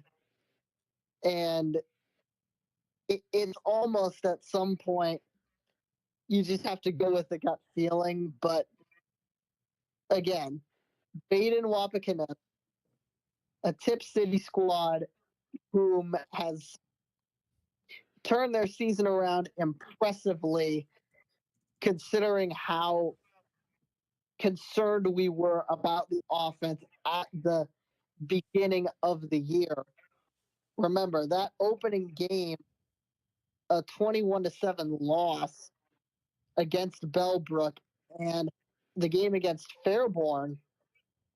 Tip City's offense didn't really get going until the second half of that game. So, again, slow start for Tip, but that turnaround has been amazing.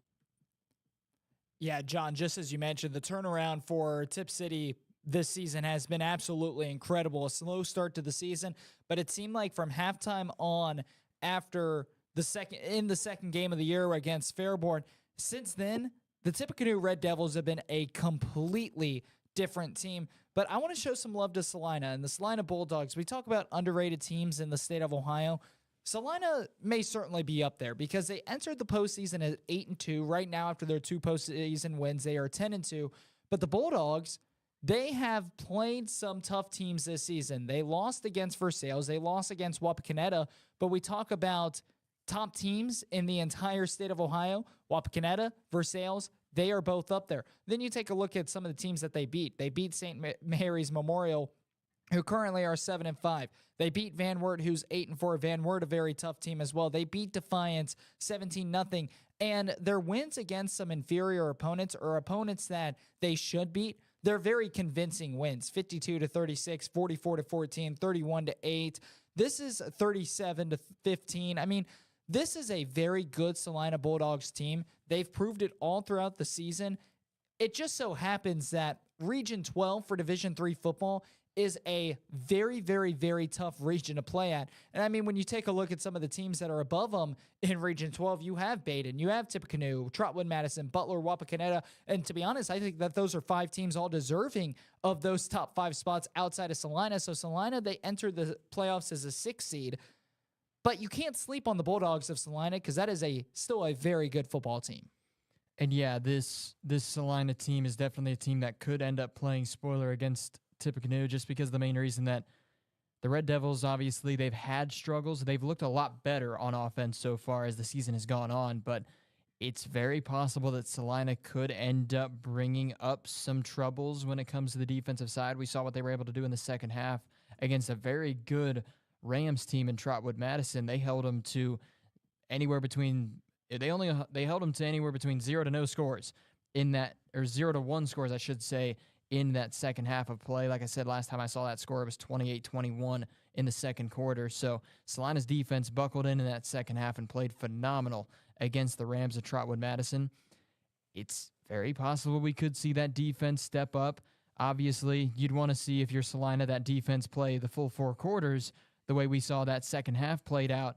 You'd want to see that play out in the full 4 quarters of play against Tippecanoe, because if not, the Red Devils offense is going to put up some points in that first half. But it's very possible that Salina could end up playing spoiler in that one. And then also, I could see it happening as well in the matchup in the top half of the bracket between Baden and Wapakoneta, just because the Redskins of Wapakoneta are going to be a little bit upset that last year their dominant season and their postseason run came to a close against this exact Rams team that they lost to in the same spot a season ago. So it's very possible we could see the Redskins be upset about last year's loss in this same game and have a chip on their shoulder and have a fire underneath them to come out against the Baden Rams and potentially play spoiler. The second round, we see these two teams face off against each other in the same spot in the second season. Yeah, that Salina game against Tip, almost like I can't get a gauge on the Bulldogs. I mean, they're a 6 seed for a reason. They're in this spot for a very good reason. A very good comeback win over Charlotte Madison, as you said. However, the 2 losses they had in the regular season, both of them, they got their teeth kicked in by Wapakoneta and by Versailles. And I could very well see this game. Well, it basically, which Salina is going to show up?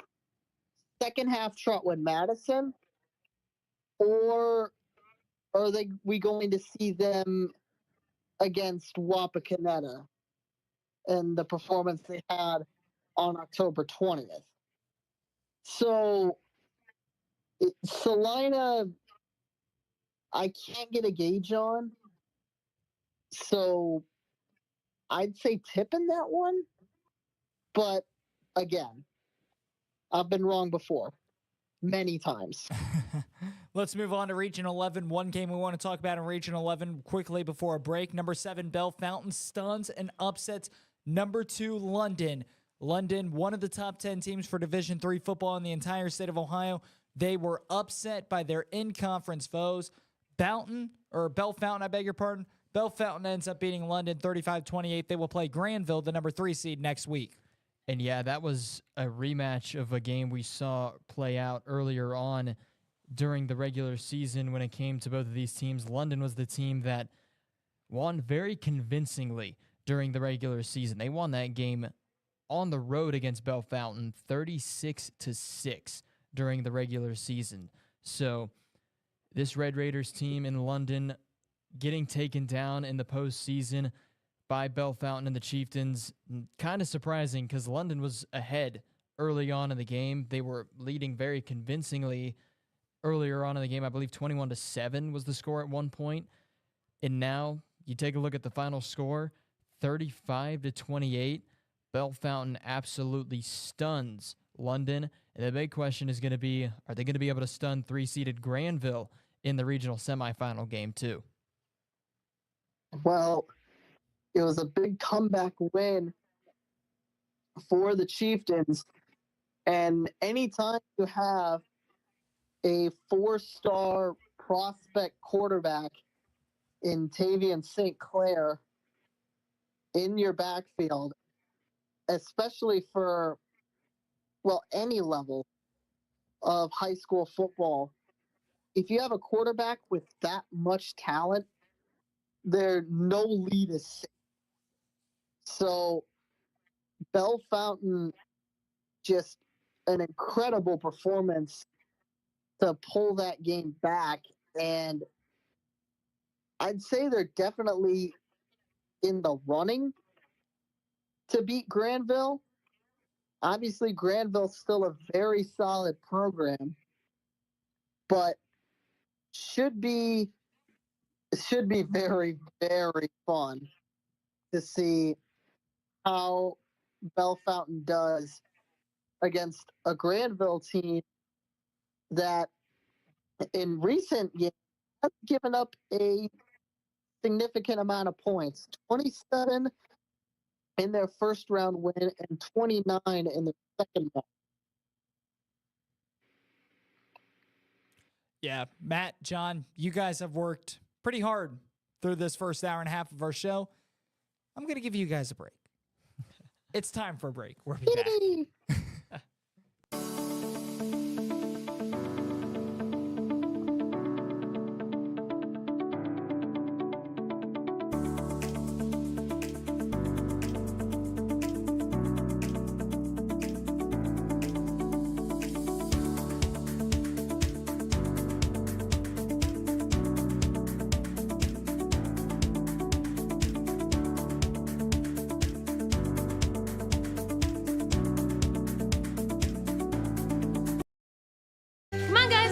Daddy. Hi, Daddy. Hey! How you doing? So the furnace is on its last leg, babe, and I just don't know what to do. I wish I could be there to help. Being away is always difficult, but it doesn't mean you can't make decisions together. You can count on us to keep your family comfortable. Hey, buddy, how's it going? When are you coming home? It's gonna be soon. Faster than you know it, I'll be home. Breathe easy. Choose McAfee.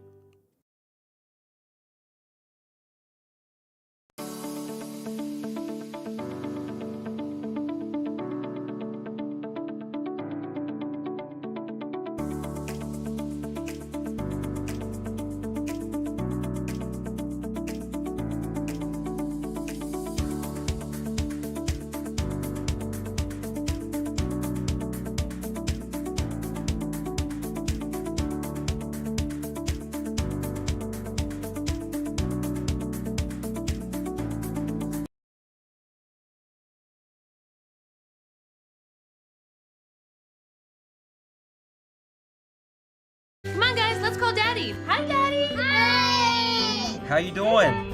So the furnace is on its last leg, babe, and I just don't know what to do. I wish I could be there to help. Being away is always difficult, but it doesn't mean you can't make decisions together. You can count on us to keep your family comfortable. Hey, buddy, how's it going? When are you coming home? It's gonna be soon. Faster than you know it, I'll be home. Breathe easy. Choose McAfee.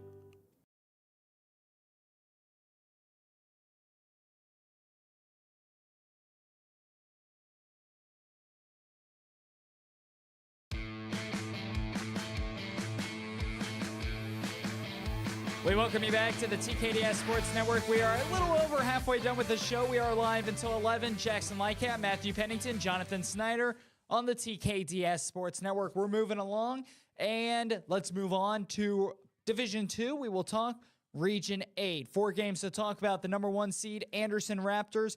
They take down their Eastern Cincinnati Conference opponent, number 9 Kings, and they beat them big, 41-3. And the Raptors proving their dominance in Region 8. Number 5 seed Harrison takes down Northmont, just edging them out. They beat the 4 seed 20-17. Anderson and Harrison will match up next Friday in round 3 of the OHSAA playoffs. And number 2 seed Troy, the Trojans, they take down number 7 seed Lima Senior 42-15. That game was tied at 15 in the second quarter. Troy putting up 27 unanswered points to take down Lima Senior. They will play Withrow, the number 3 seed. They beat Winton Woods, the number 6 seed, 16-7.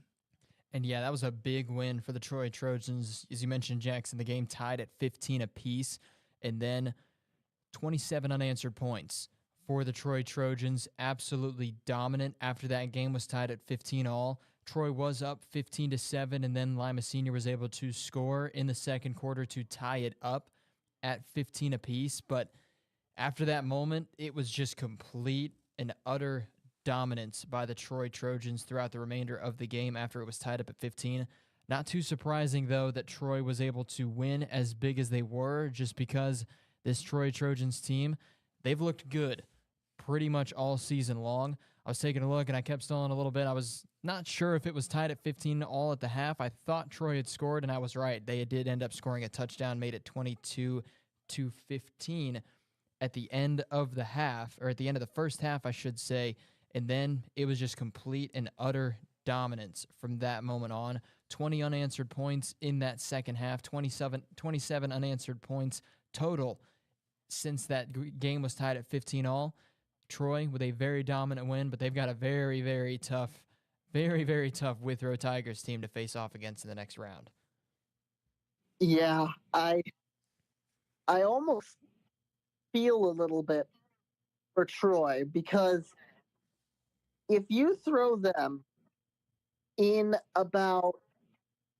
just about 90% of any other conferences in the state of Ohio, they're outright conference champions. Instead, they're in a very tough Miami Valley League, which has a share of the title split between 3 teams this year. So a very, very dominant Troy performance, and not just on the offense. That defense forced 5 turnovers. Some incredible defensive performance in that game for Troy. A very deserved win. A defensive showing that gives a lot of confidence coming against a Withrow Tigers that puts up a lot of points just in general throughout the regular season. And John, you just alluded to it. Great. This Troy Trojans defense is absolutely incredible. I mean, you take a look at the numbers through 12 games this season, the Troy Trojans has only allowed 75 points.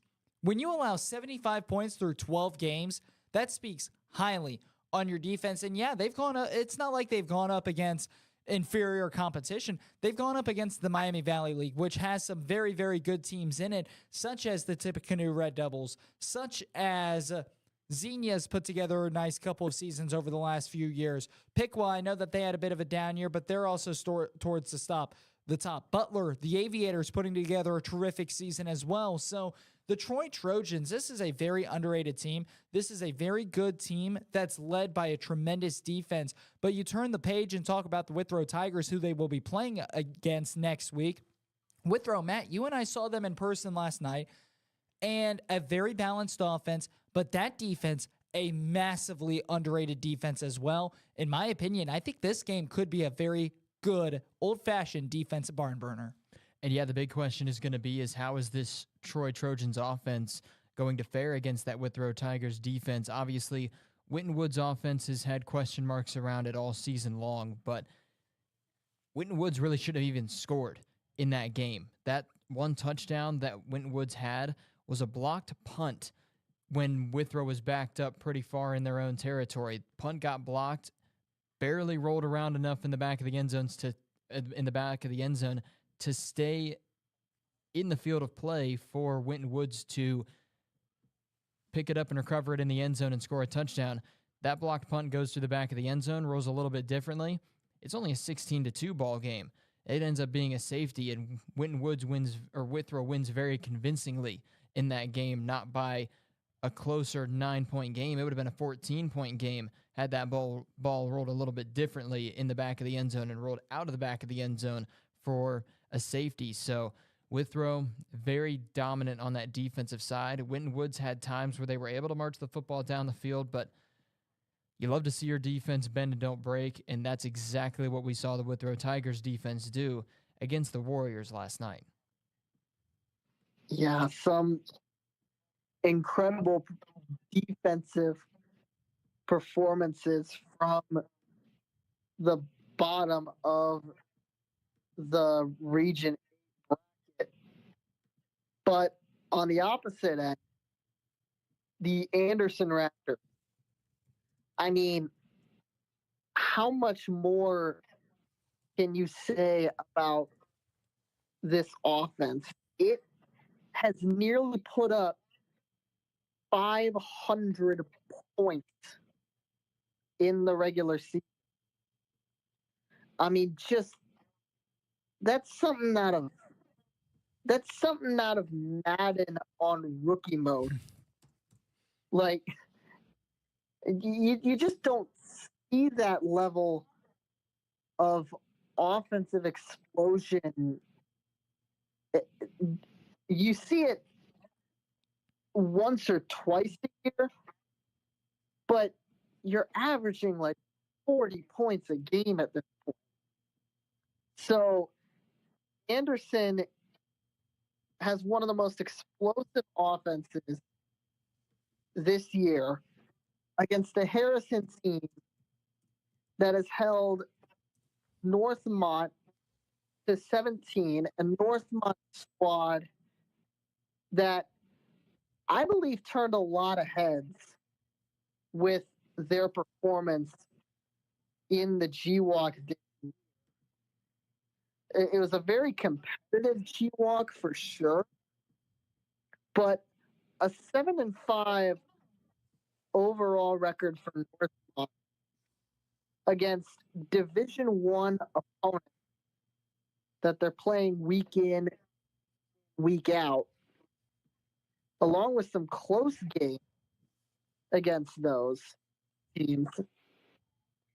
And you've got a fairly talented and underlooked, I would say, Harrison.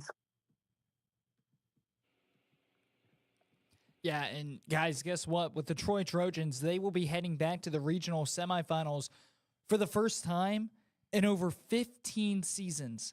So over 15 years since Troy has gone to the regional semifinals, they will be taking a trip back, but they will be playing a very good Withrow team. That's also a rematch from 2021, round one. Withrow ended up winning that. Should be a great game on both sides. And then obviously, Matt, you and I were talking on the car ride home yesterday. We brought up so many times in this show that you get the feeling when it comes to Region 8, every single team still has a chance and has a legitimate argument to take Region 8 and go to the state Final Four, and there's really no favorite to win Region 8. Well, the Anderson Raptors must have heard that, heard our show, because they took it upon themselves.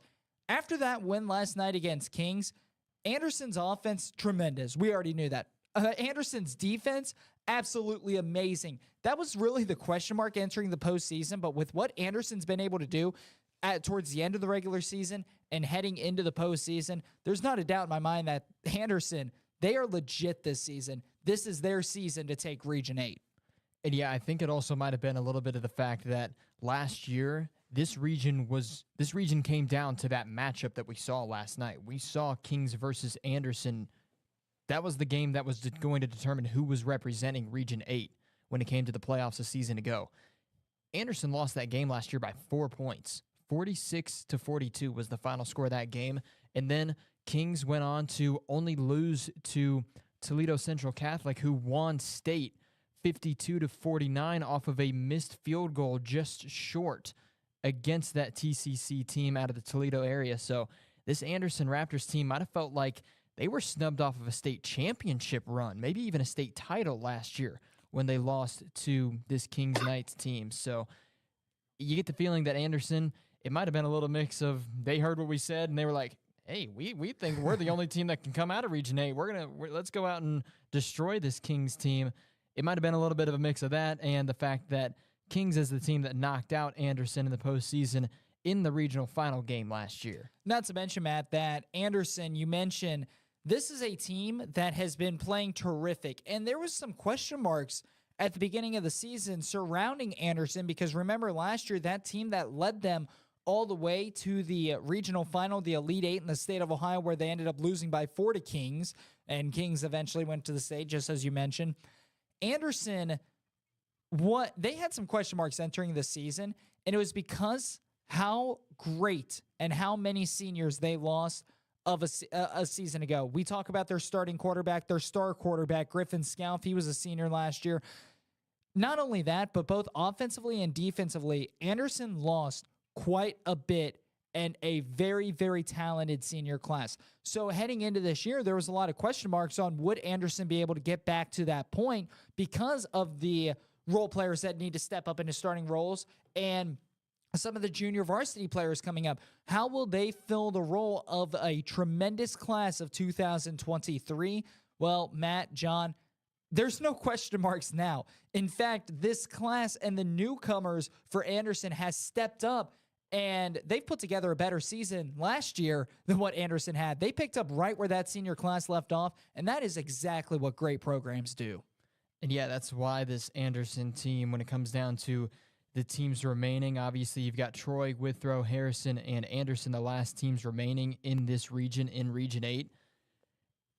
Earlier on, we had the feeling of anybody could represent this region, but now it's going to be a question of, with how Anderson played against Kings last night, I think it's more of a question now of who's going to take down Anderson or can anybody take down Anderson to represent Region 8? And when it comes to this postseason, can anybody take down this Anderson Raptors team in this region? Yeah, I'm having a tough time answering that question just because of the way Anderson has been playing. I mean, you have one of, if not the best offense in the state of Ohio. Right? Add that to a defense that can more than hold its own and give you great field position, and all of a sudden you're looking at a dynamo of a team. Should be an absolutely tremendous game. Withrow, Troy, Anderson, Harrison, 2 tremendous games in Region 8. We're going to take a break. When we come back, we'll shift our focus to Division 1, but we're holding off on Region 2. We'll start that with the 10 o'clock hour. We will start with Region 4. That's coming up next on the TKDS Sports Network.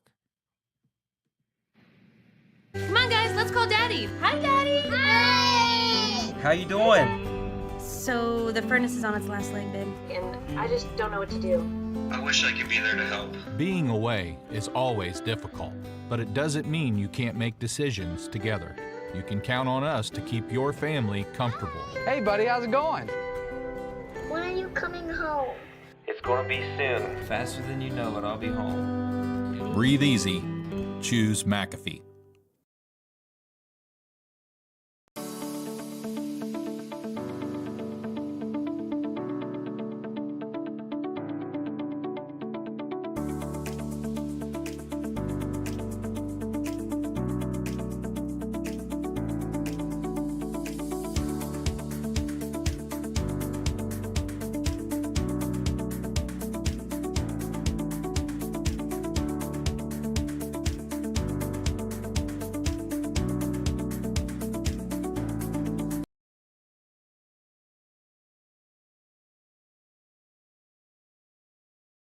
Come on, guys, let's call Daddy. Hi, Daddy. Hey! How you doing?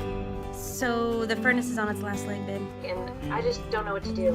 I wish I could be there to help. Being away is always difficult, but it doesn't mean you can't make decisions together. You can count on us to keep your family comfortable. Hey, buddy, how's it going? When are you coming home? It's gonna be soon. Faster than you know it, I'll be home. Breathe easy. Choose McAfee.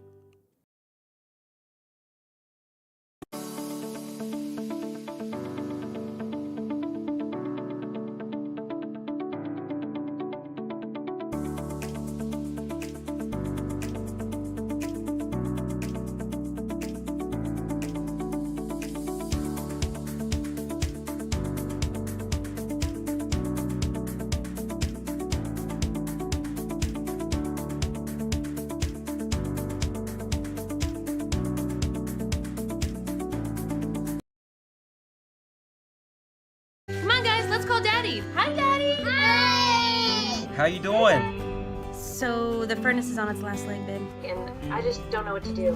I wish I could be there to help. Being away is always difficult, but it doesn't mean you can't make decisions together. You can count on us to keep your family comfortable. Hey, buddy, how's it going? When are you coming home? It's gonna be soon. Faster than you know it, I'll be home. Breathe easy. Choose McAfee.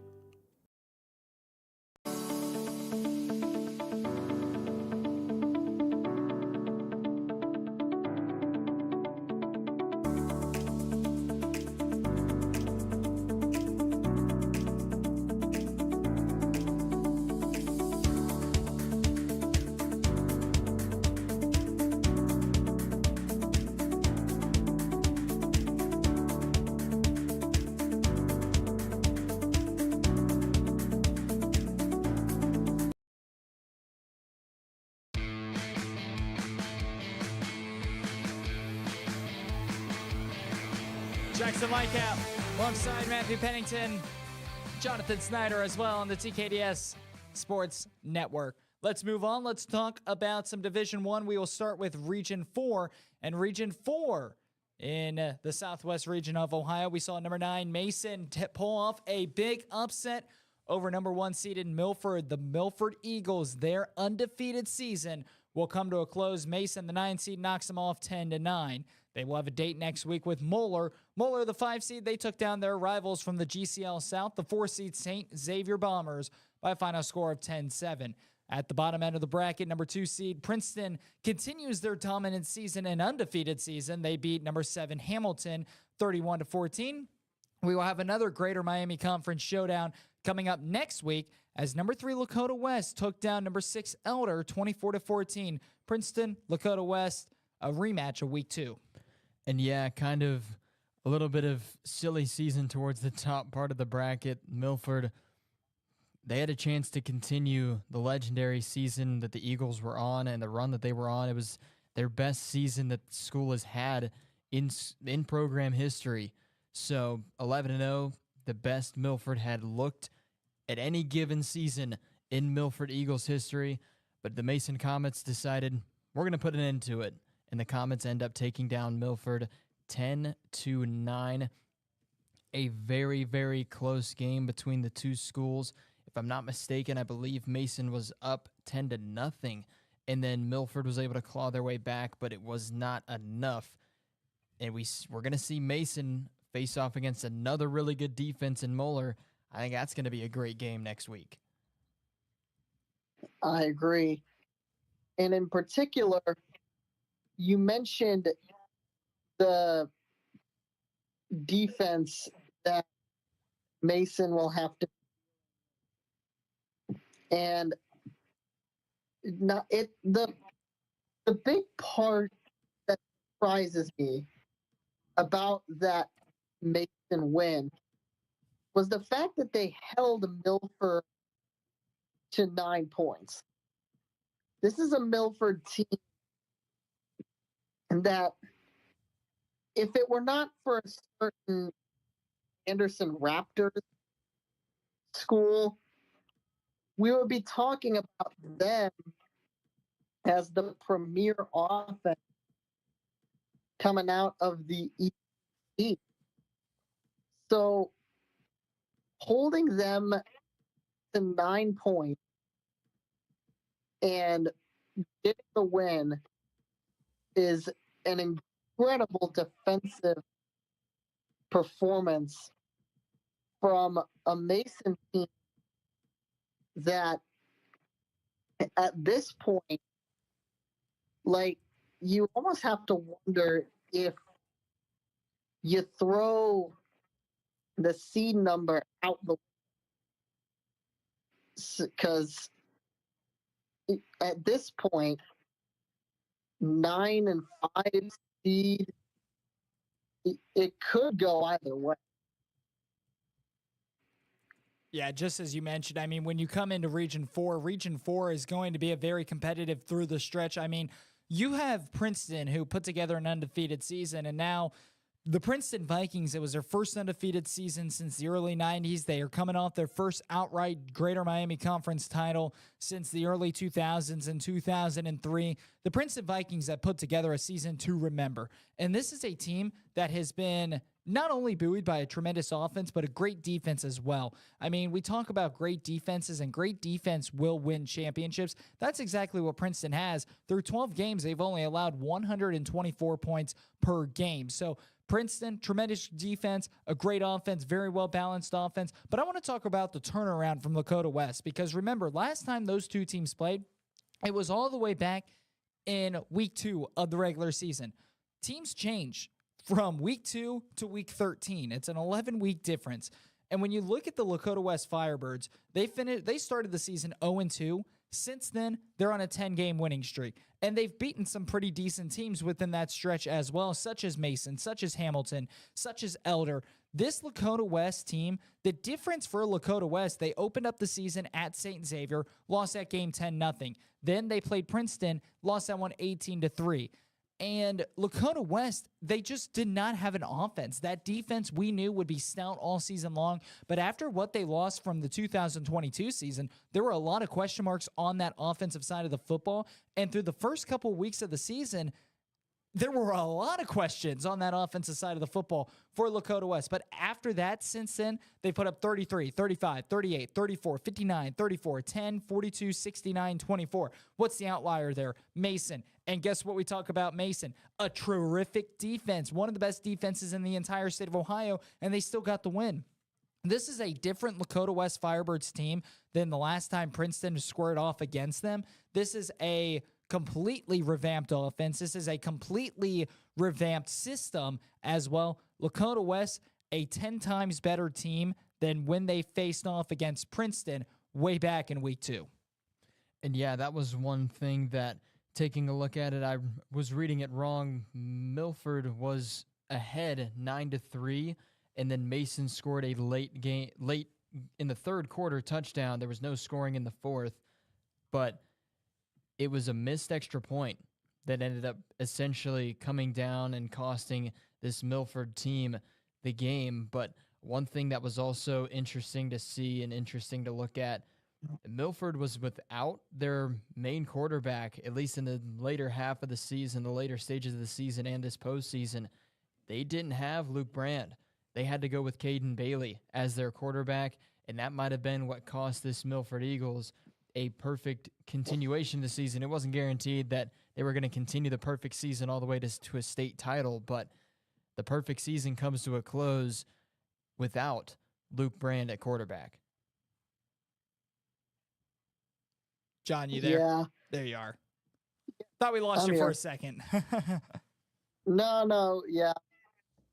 Had some weird stuff happen, but regardless, yeah, a very unfortunate set of circumstances for Milford. I know you don't mean it. You didn't mean it in the way that I'm taking it, Matt, but Milford's loss was not on the shoulder of a missed extra point. As a Milford team, the offense that you would think that expectation is that they put up at least 20, despite some injury problem that they may have had. Now, not discrediting Mason at all, their defensive performance was incredible, but needing an offense that can run well and put at least some points on the board is something that is needed now. And Milford, we know, has that. It just unfortunately didn't show up in the game.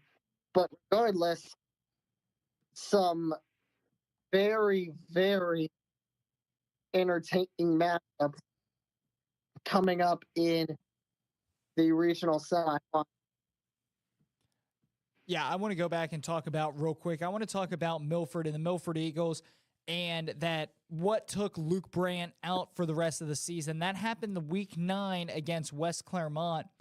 And that was a game that West Claremont, I beg your pardon, Milford ended up winning this game over West Claremont 27-0.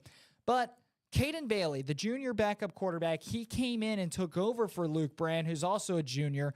And how it's so important to have a trusted backup quarterback on your roster that you can go to.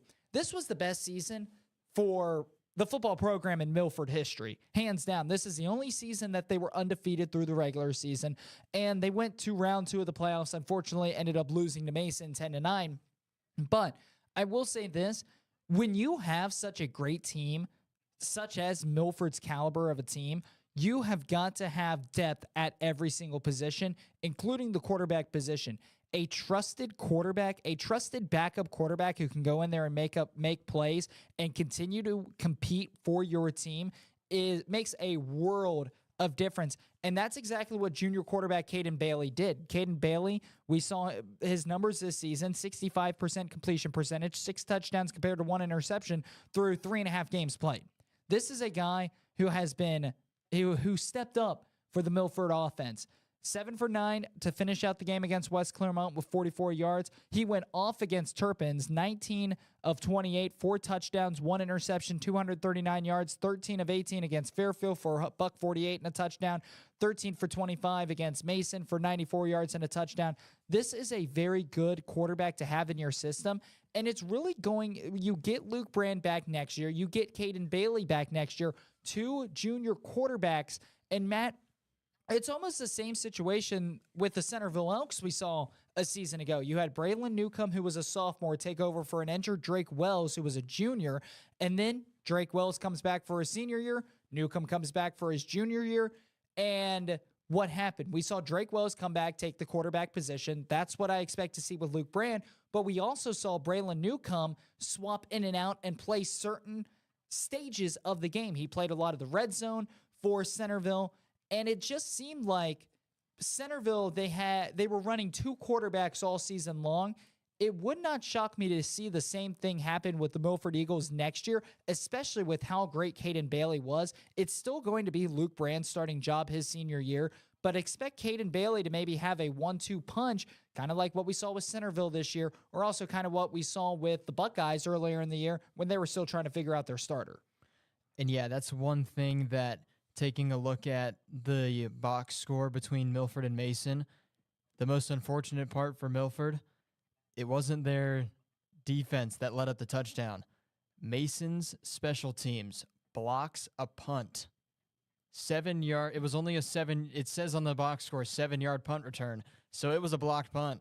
Mason blocks a punt, scores a touchdown off of it, and that's what ends up ending Milford's perfect season. A blocked punt with the extra point is what costs the Eagles a perfect season.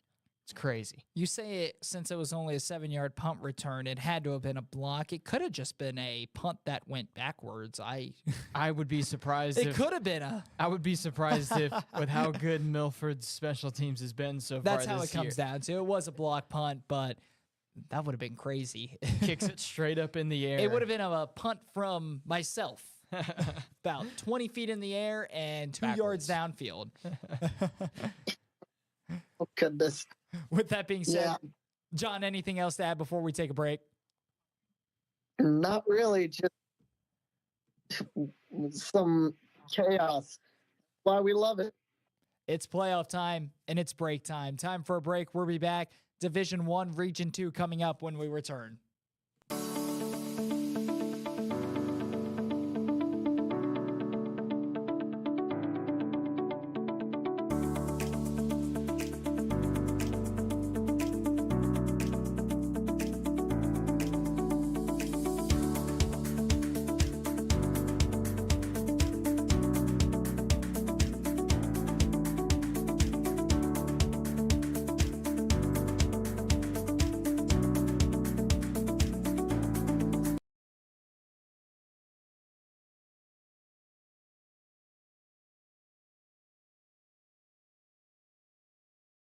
Come on, guys, let's call Daddy. Hi, Daddy. Hey! How you doing?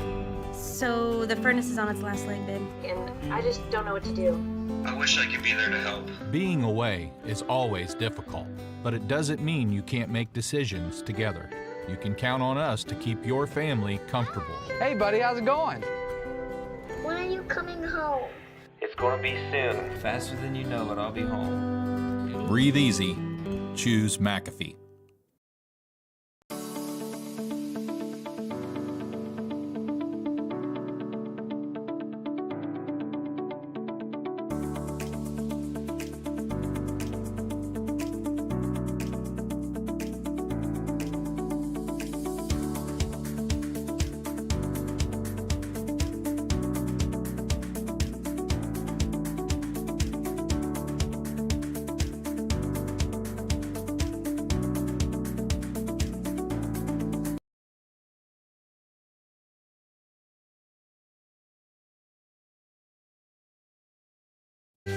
let's call Daddy. Hi, Daddy. Hi! How you doing? So the furnace is on its last leg, babe. And I just don't know what to do. I wish I could be there to help. Being away is always difficult, but it doesn't mean you can't make decisions together. You can count on us to keep your family comfortable. Hey, buddy, how's it going? When are you coming home? It's gonna be soon. Faster than you know it, I'll be home. Breathe easy. Choose McAfee.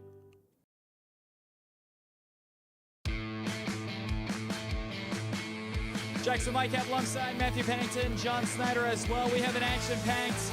Well, I know we're already into hour number 3, but we still have a lot to do on this show as well. We will talk about Region 2 coming up next. We will make upset predictions, and any games you foresee could be an upset. Just like last week, it's not you're choosing that upset to happen, but it's a game that you may be able to pay a little bit more attention to for upset alert. And we're to the point in the season, guys, where when it comes down to upsets, it may just be a 3-seed over a 2-seed instead of a 15 over a 2 or a 14 over a 3, because a lot of the lower seeds eliminated for the season, unfortunately. But hey, that's coming up next. But first, let's get in to region number 2. When it comes to region number 2, Olentangy, they take down Miamisburg by a final score of 38-21. Miamisburg a week ago got their first playoff win in school history while being a Division I school. They won playoff games, lower divisions, but they get their first Division I playoff win in school history. They will not get their second. They lose to Olentangy 38-21. Springfield, massive upset over Centerville 17-10. Springfield Wildcats, hey, we mentioned they're healthy, and when they're healthy, this is a Springfield Wildcats team that we've seen over the past couple of years. They're back in the regional semifinals for the fourth straight year, I beg your pardon, and the Springfield Wildcats will play the 1-seed Olentangy coming up next week.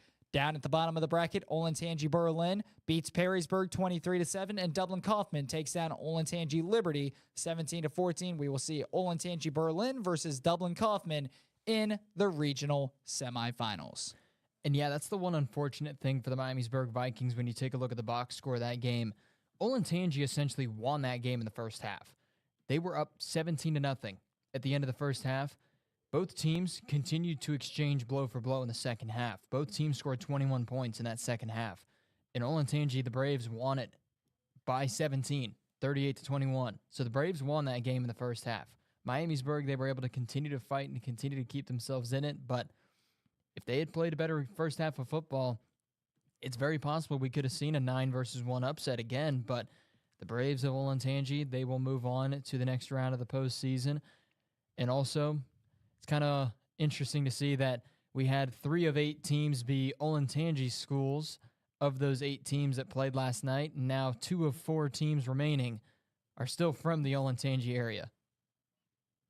Yeah, some very clutch performance throughout, especially Olentangy first half, as you said. But I want to bring up Springfield. The main thing that we were concerned about with Springfield was quarterback. How would the new crop of quarterback play for Wildcats this year? And early on, they definitely struggled. Early on, they had problems with getting the offense needed, a lot of turnovers as well. Losses to Fairmont, to Wayne. The Centerville loss still loomed large on that game. But they still managed to finish above 500 in the conference.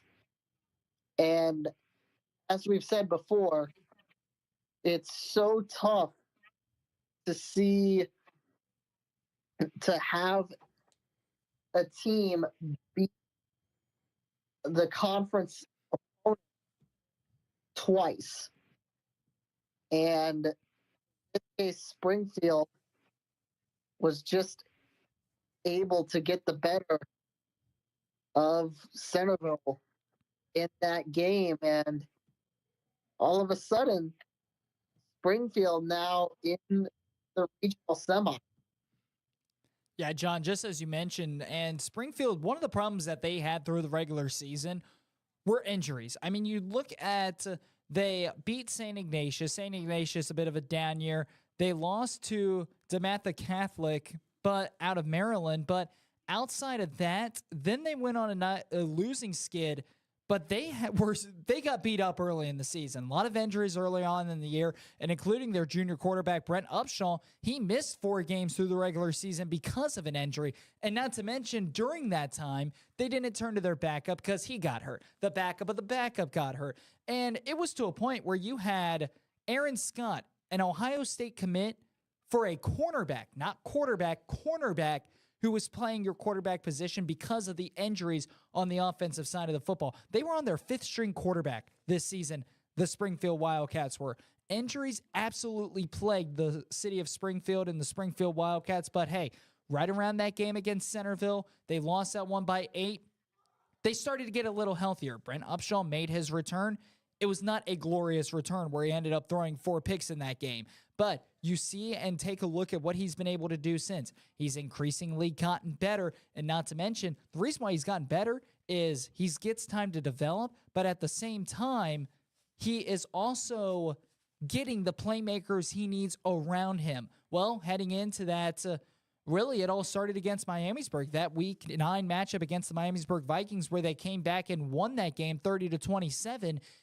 They really started to pick up momentum. Guess what? Week 10 against Northmont, they got some players back. They got healthy. They carried that into the postseason. Week 9, Week 10, they started to get healthy. That's when they started winning again. The Springfield Wildcats, the sky is the limit for the Springfield Wildcats when they are a healthy team. Injuries plague them all this season. You take injuries out of the equation, Springfield, they're not a 12 seed. They're a home playoff team. I'm not going to say they're the number 1 or 2 seed in this region, but I think that they're a top 8 seed if you take injuries out. And I think that the Springfield Wildcats, they finished, what was it, 5-5 in the regular season? I think that they would have been 7-3, 6-4 if you take injuries out. Injuries plagued the Wildcats in the regular season. But now they have the momentum. Now they're healthy. They have the confidence. The Springfield Wildcats, they're looking to take their 3rd straight trip back to Canton. And yeah, that's one thing you brought up, Jackson. If you take away the injuries from this Springfield football team this season, for me, I think if you take away those injuries, this team is easily 8-2. I mean, you take a look at their losses on the season, and shame on me for doubting on this Springfield Wildcats team. They lost to DeMatha Catholic by 28. Outside of that, their other 4 losses, the worst loss was a 1-possession loss by 8 to Centerville. Their other losses on the season, 3-point loss to Fairmont, 1-point loss that they really shouldn't have even lost to Wayne. They lost that game in the regular season by 5 off of a kick return touchdown in the last minute of the game, and then a 1-point loss to Trotwood. This Springfield team, without injuries and without issues plaguing them this season, they very well could have been a 7-3 to an 8-2 team. Matt, you take a look at Springfield in that game and against Centerville, and John, I'll throw it back to you here in a second, but you mentioned that the outside of DeMatha Catholic, that was their worst loss on the entire season. It was by a 1-score game, 8 points. Springfield turned over the football in that game 5 times. 5 times. So outside of that game against DeMatha Catholic, their worst loss by 8 points in a game that they turned over the football 5 times. And remember, that's a game that was up when Upshaw made his return back from injury. He's a first-year starter. Obviously, he's going to only be playing like a week 1 or 2 first-year starting quarterback because he hasn't had that time to develop. Now he has. He's starting to get a feel for it. Springfield, they get some injuries, they get some health back, they get some help on the offensive line. The running game starts opening up. That defense is still playing very stout. The Springfield Wildcats, they're built for postseason, but they're not even built for postseason. They're built to be a contender when they're healthy. That's exactly what they are right now. We're starting to see the Wildcats at their true potential, and in fact, they're the only GWAC team remaining. Yeah, if you want any more proof that the Wildcats are built for a deep postseason run, just take a look at how many of their receivers are seniors here. You've got Duncan Bradley, who had 4 touchdowns. He's a senior. Deshaun Martin had 5 touchdowns.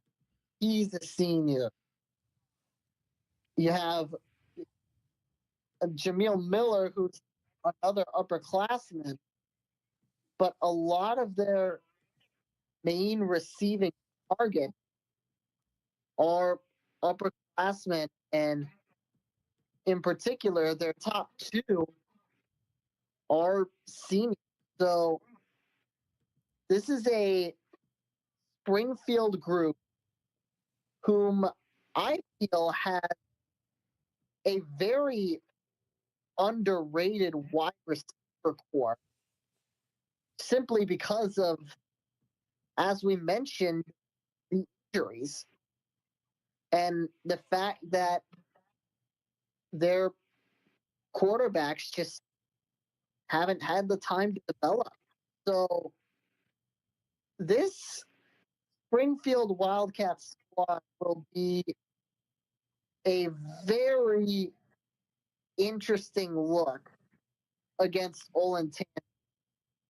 Now, the unfortunate reality is Olentangy is a 1 seed for a very good reason. They have been on a roll pretty much since, well, throughout the whole season. Let's not lie to ourselves. And it'll be tough for Springfield's defense to hold off the Olentangy assault. So it'll be interesting to see if Springfield's offense can live up to the potential that I saw them having at the beginning of the regular season. With that being said, I think it's time for a break. We're going to take a small break. When we return, we will pick upset alert. Games that maybe keep a closer eye on, pay a little bit more attention to, and games that we ultimately think could result in upset. Not saying that we will pick those games, but upset alert. That's coming up next. Come on, guys, let's call Daddy. Hi, Daddy. Hey! How you doing? So the furnace is on its last leg, babe, and I just don't know what to do. I wish I could be there to help. Being away is always difficult, but it doesn't mean you can't make decisions together. You can count on us to keep your family comfortable. Hey, buddy, how's it going? When are you coming home? It's gonna be soon. Faster than you know it, I'll be home. Breathe easy. Choose McAfee.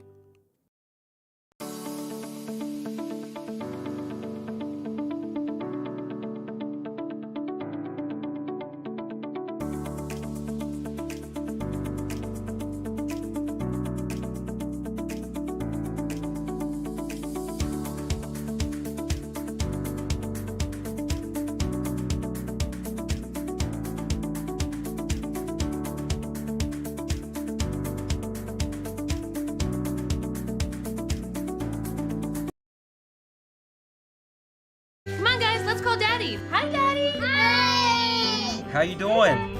So the furnace is on its last leg, babe, and I just don't know what to do. I wish I could be there to help. Being away is always difficult, but it doesn't mean you can't make decisions together. You can count on us to keep your family comfortable. Hey, buddy, how's it going? When are you coming home? It's gonna be soon. Faster than you know it, I'll be home. Breathe easy. Choose McAfee.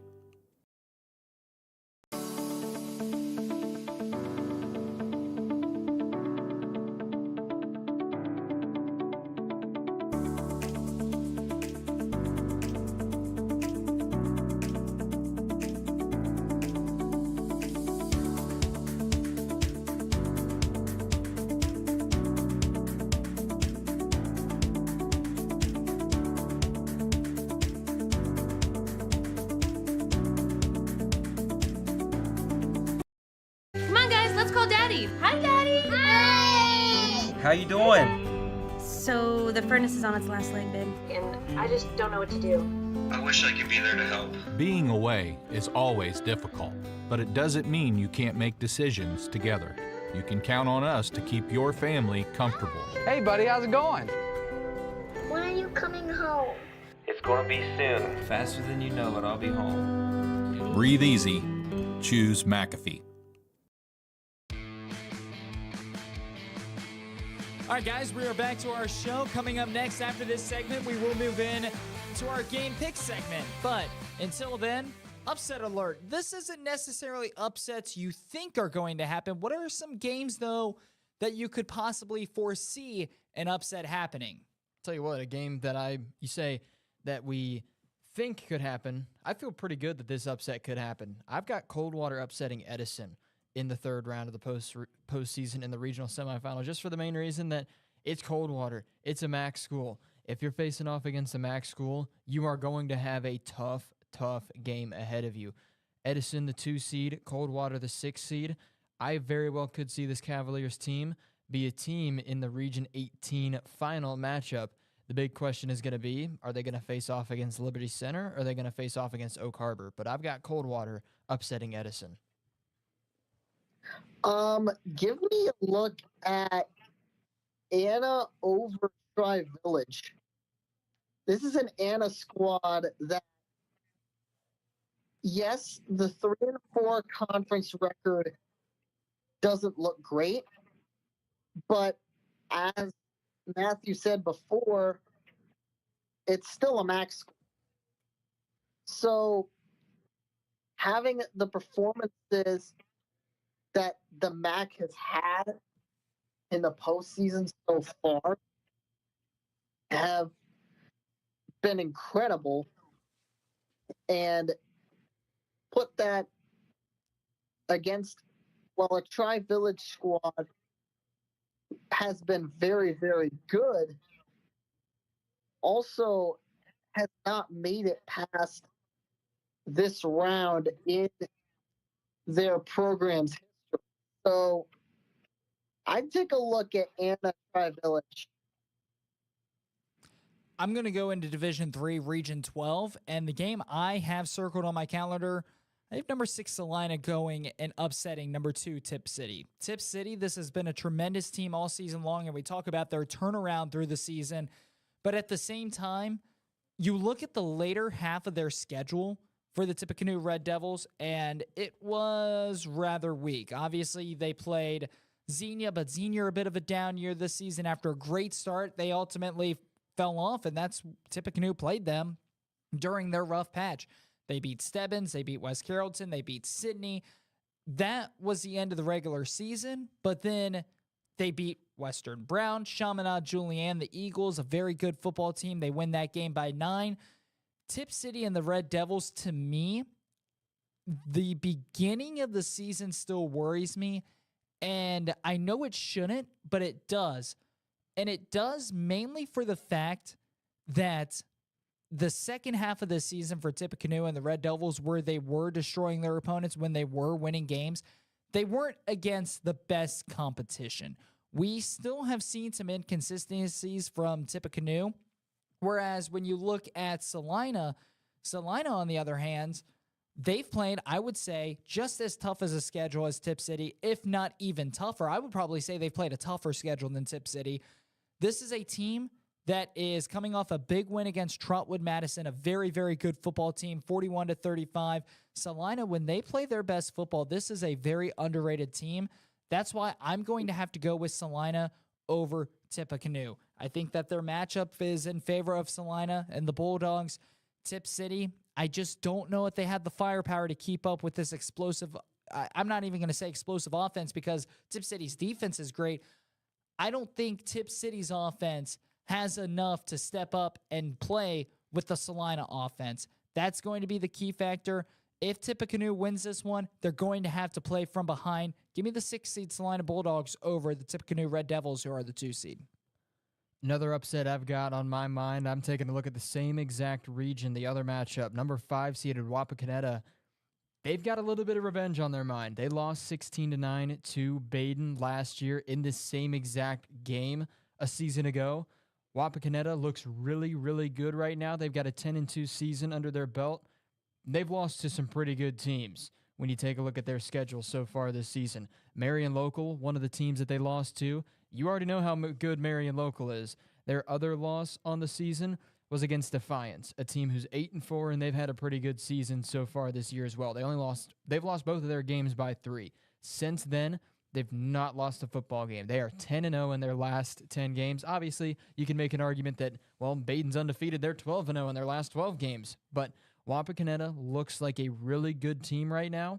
And then you also have to put into the picture they lost to Baden in this same spot a season ago. The Redskins are going to be mad, and they are going to be angry that they lost a season ago, and that's where their season ended against this Rams team. They're going to want revenge. I'm going to go with Wapakoneta pulling off the upset against Baden. One upset I'm looking at, I'm going all the way to Region 2. Look at Dublin Kaufman over Olentangy Berlin. And I'm looking at some of the similar matchups that I see. Olentangy Berlin, they beat Olentangy Liberty, but it took them till overtime to do so. Dublin Kaufman beat them by 10 with no need for overtime. Another one, you've got Hilliard Davidson, where both of them won. Again, a very close point margin between in both contests. And just a couple of other matchups where the point margin is very close to similar between the games that Dublin Kaufman and Olentangy Berlin played against them. If not, some of those margin of victories going in favor of the Shamrock. So I'll take a look at that one. Dublin Kaufman over Olentangy Berlin. I'm going to Region 28, and I'm looking at 14 seed St. Henry. They play a very tough game against Ansonia, and I love the Ansonia Tigers. They are absolutely tremendous this season. And to be honest, if it were a game pick, I would probably still go with Ansonia. But at the same time, this is a game that could be on upset alert. St. Henry coming from a very tough Midwest Athletic Conference, the 14 seed. St. Henry, I think they keep it close with Ansonia. I do think Ansonia, it does pull it out. But if St. Henry makes another play or two more than Ansonia, this is a game St. Henry can win. Again, I think St. Henry keeps it close. I think Ansonia at the end of the day will pull it out. But this is a game that'll be close. One or two things go St. Henry's way. St. Henry, they could upset the number 2 seed Ansonia. That being said, game picks coming up next on the TKDS Sports Network. Come on, guys, let's call Daddy. Hi, Daddy. Hi! How you doing? So the furnace is on its last leg, babe, and I just don't know what to do. I wish I could be there to help. Being away is always difficult, but it doesn't mean you can't make decisions together. You can count on us to keep your family comfortable. Hey, buddy, how's it going? When are you coming home? It's gonna be soon. Faster than you know it, I'll be home. Breathe easy. Choose McAfee.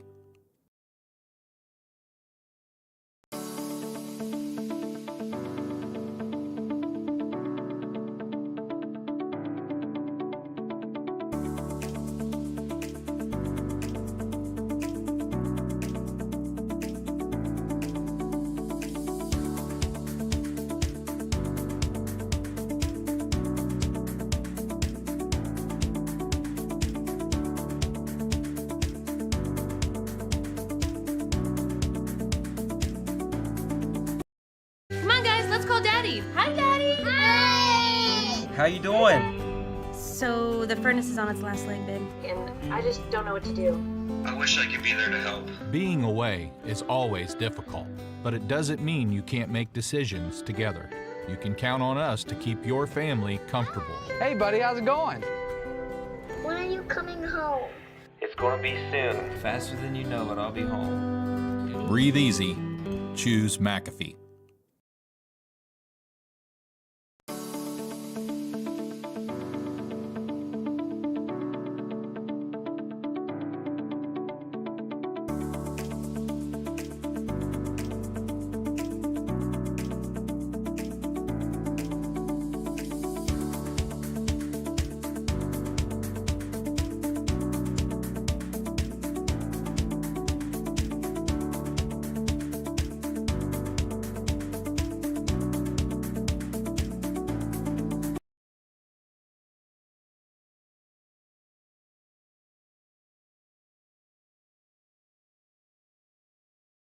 Come on, guys, let's call Daddy. Hi, Daddy. Hey! How you doing? So the furnace is on its last leg, babe, and I just don't know what to do. I wish I could be there to help. Being away is always difficult, but it doesn't mean you can't make decisions together. You can count on us to keep your family comfortable. Hey, buddy, how's it going? When are you coming home? It's gonna be soon. Faster than you know it, I'll be home. Breathe easy. Choose McAfee.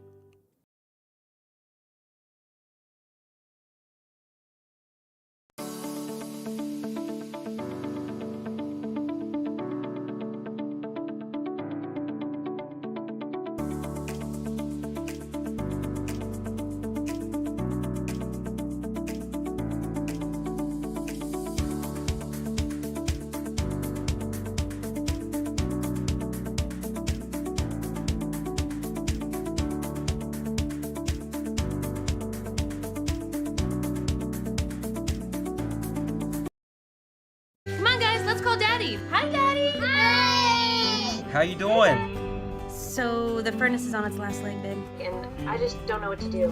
I wish I could be there to help. Being away is always difficult, but it doesn't mean you can't make decisions together.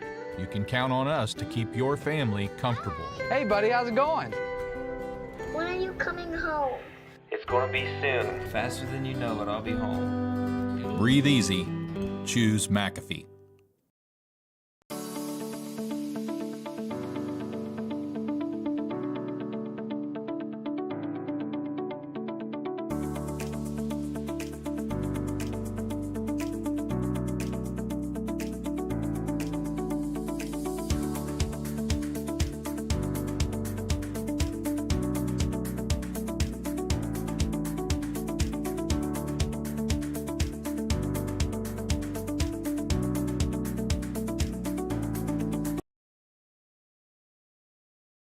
Come on, guys, let's call Daddy. Hi, Daddy. Hey! How you doing? So the furnace is on its last leg, babe, and I just don't know what to do.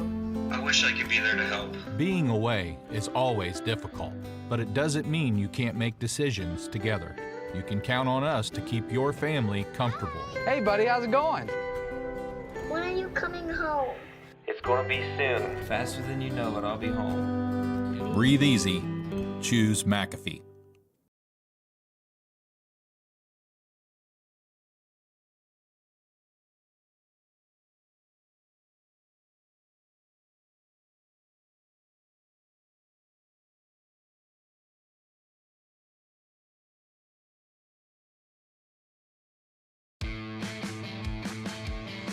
Jackson Lightcap alongside Matthew Pennington and John Snyder as we welcome you back here to the TKDS Sports Network. It is officially time for our Week 13 game picks. Some updated standings. First place, it's Matthew Pennington, 47-20. He has been on a tear lately.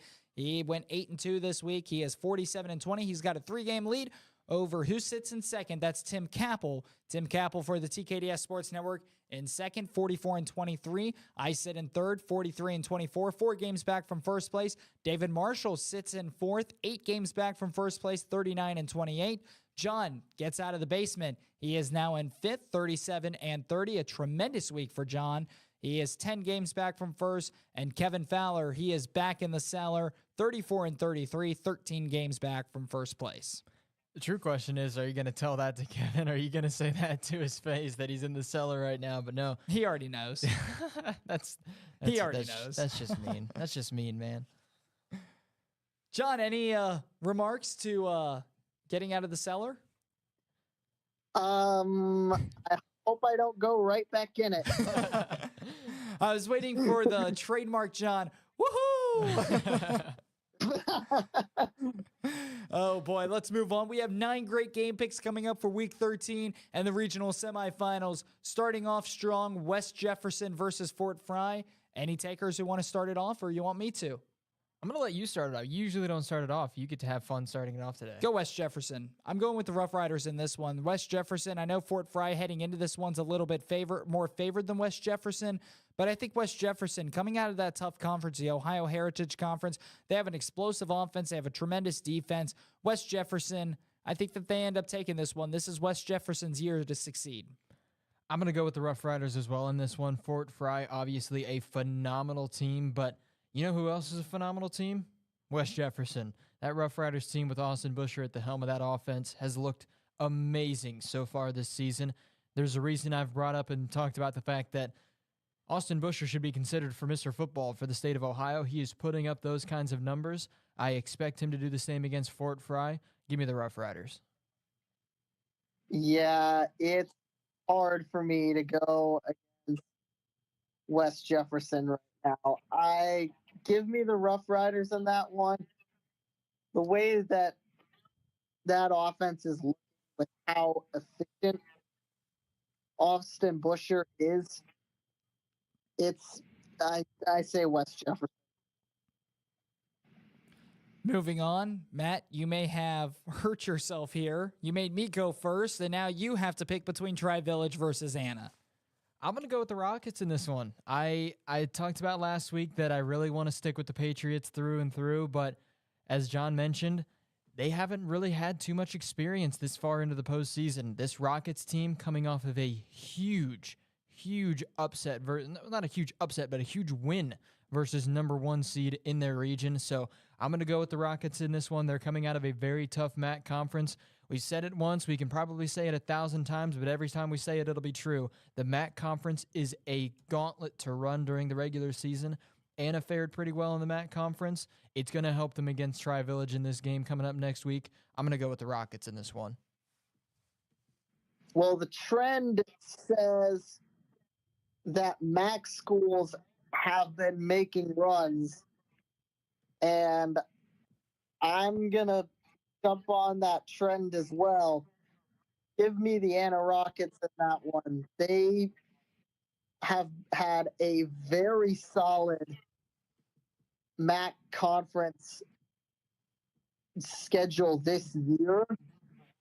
Yes, the 3-4 record put people off, I know, but still, we've seen teams in the MAC with worse records move on and are making Cinderella runs now. So give me the Rockets. I'm going to be different here. Give me the Tri-Village Patriots. I've claimed on this show and on our Thursday show, Tri-Village is the most underrated team in the state of Ohio. I thought that win against West Liberty Salem would open some eyes. And Tri-Village, to me, it still seems like they are being slept on. The Tri-Village Patriots coming off a 21-point victory over a very, very, very tough and a very, very, very good West Liberty Salem squad.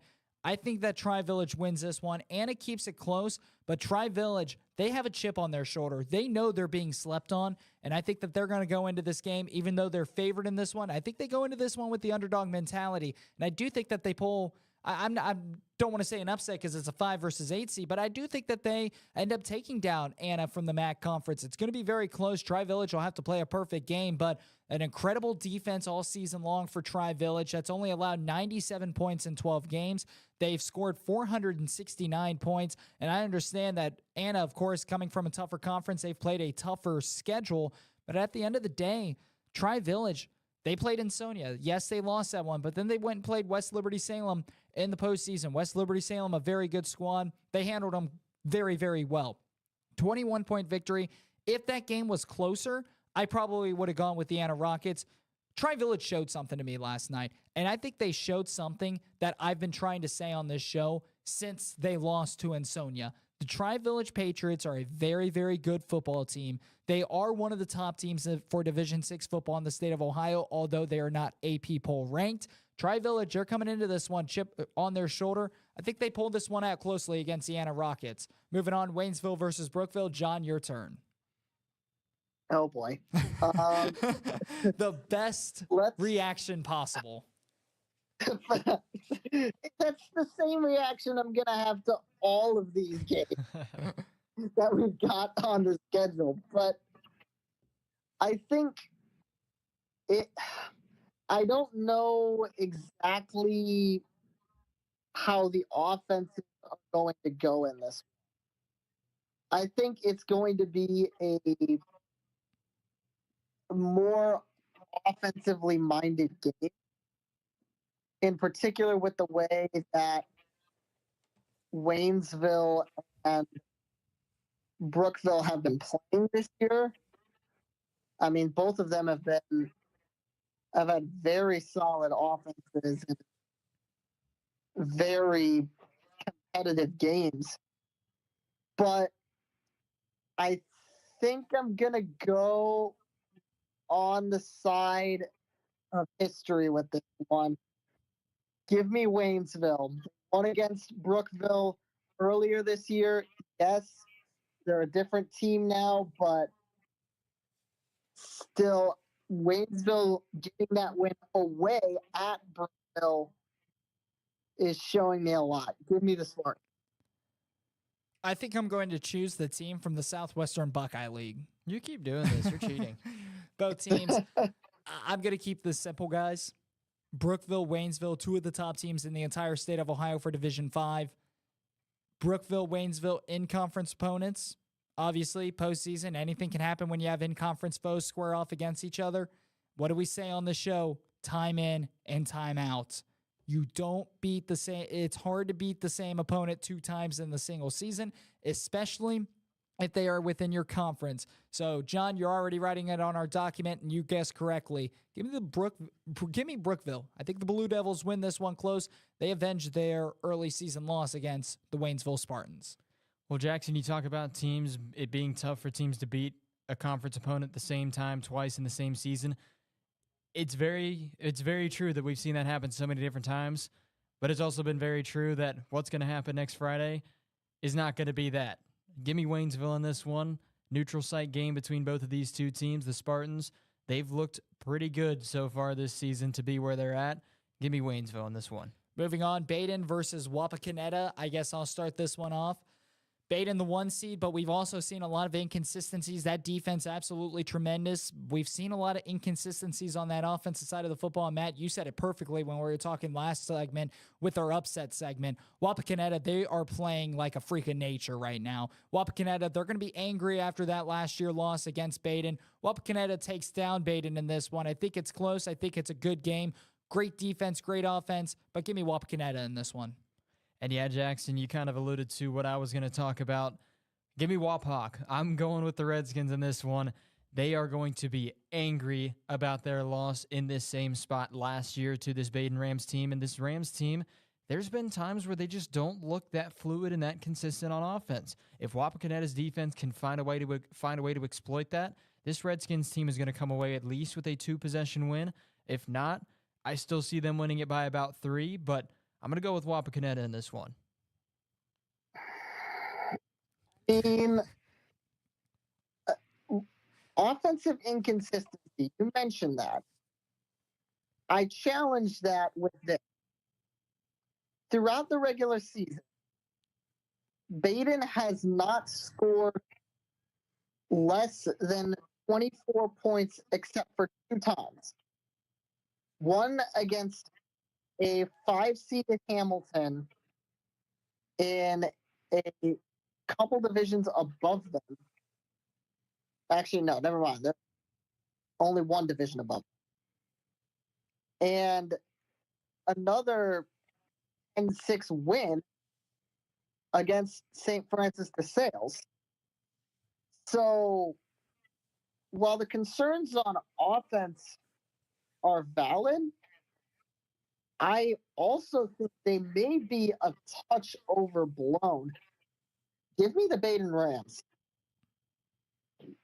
John, I love how you Instead of going right into your prediction, you sounded like Darth Vader. That was not intentional, but that is what happened. Last one before we take a small break. Tip City versus Salina. I'm going to go with Salina in this one. Another upset in Region 12. The reason I'm saying Salina in this game is because Tip City, obviously their offense has continued to improve as the season has gone on, but that Bulldogs defense stepped up big against a really good Trotwood Madison defense last night. If they step up big against this Tip City offense, there's a good chance that Salina, they're going to be able to pull away with this one. The big question is going to be for me, how is that Red Devils defense going to respond to the Bulldogs offense? If Tip City's defense steps up big and they play a big game, what I'm saying right now doesn't mean anything, and the Red Devils are going to absolutely destroy Salina in this one. But if that doesn't end up being the case, Salina is going to come away with another upset, and they're going to be the team that's going to take this matchup between themselves and the Red Devils.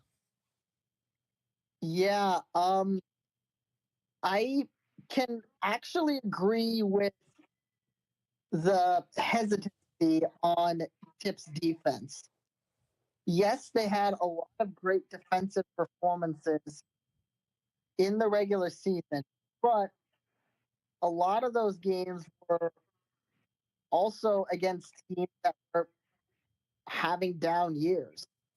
West Carrollton, Stebbins, Xenia. So I will actually go with you, Matt, on this one. Give me Salina on this one. I'm going to go Salina as well. I picked them to be my upset. Tip City, that offense has improved, but Salina, Matt, you mentioned it great. The defense stepped up against Trotwood, and in my opinion, I think Trotwood has a better offense than Tippecanoe. Give me Salina in this one. Think it'll be close? Think it'll be a defensive matchup. With that being said, time for a break. 4 more games, predictions coming up next on Sports Now.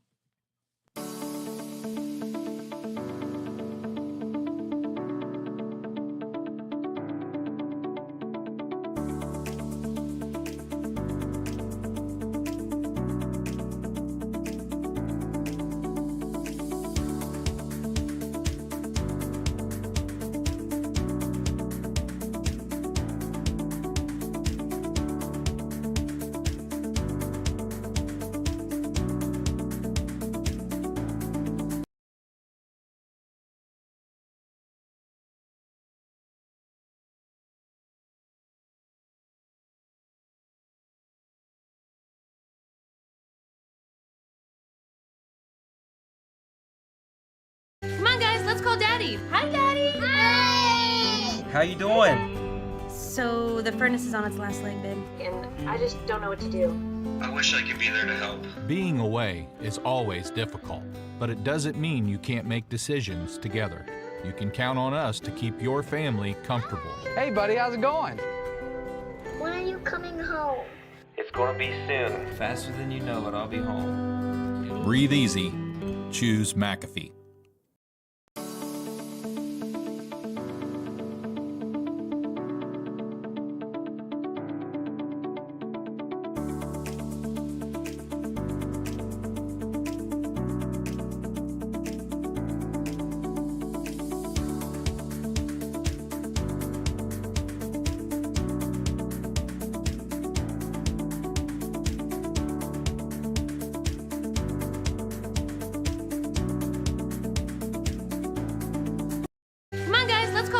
Hi, Daddy. Hey! How you doing? So the furnace is on its last leg, babe, and I just don't know what to do.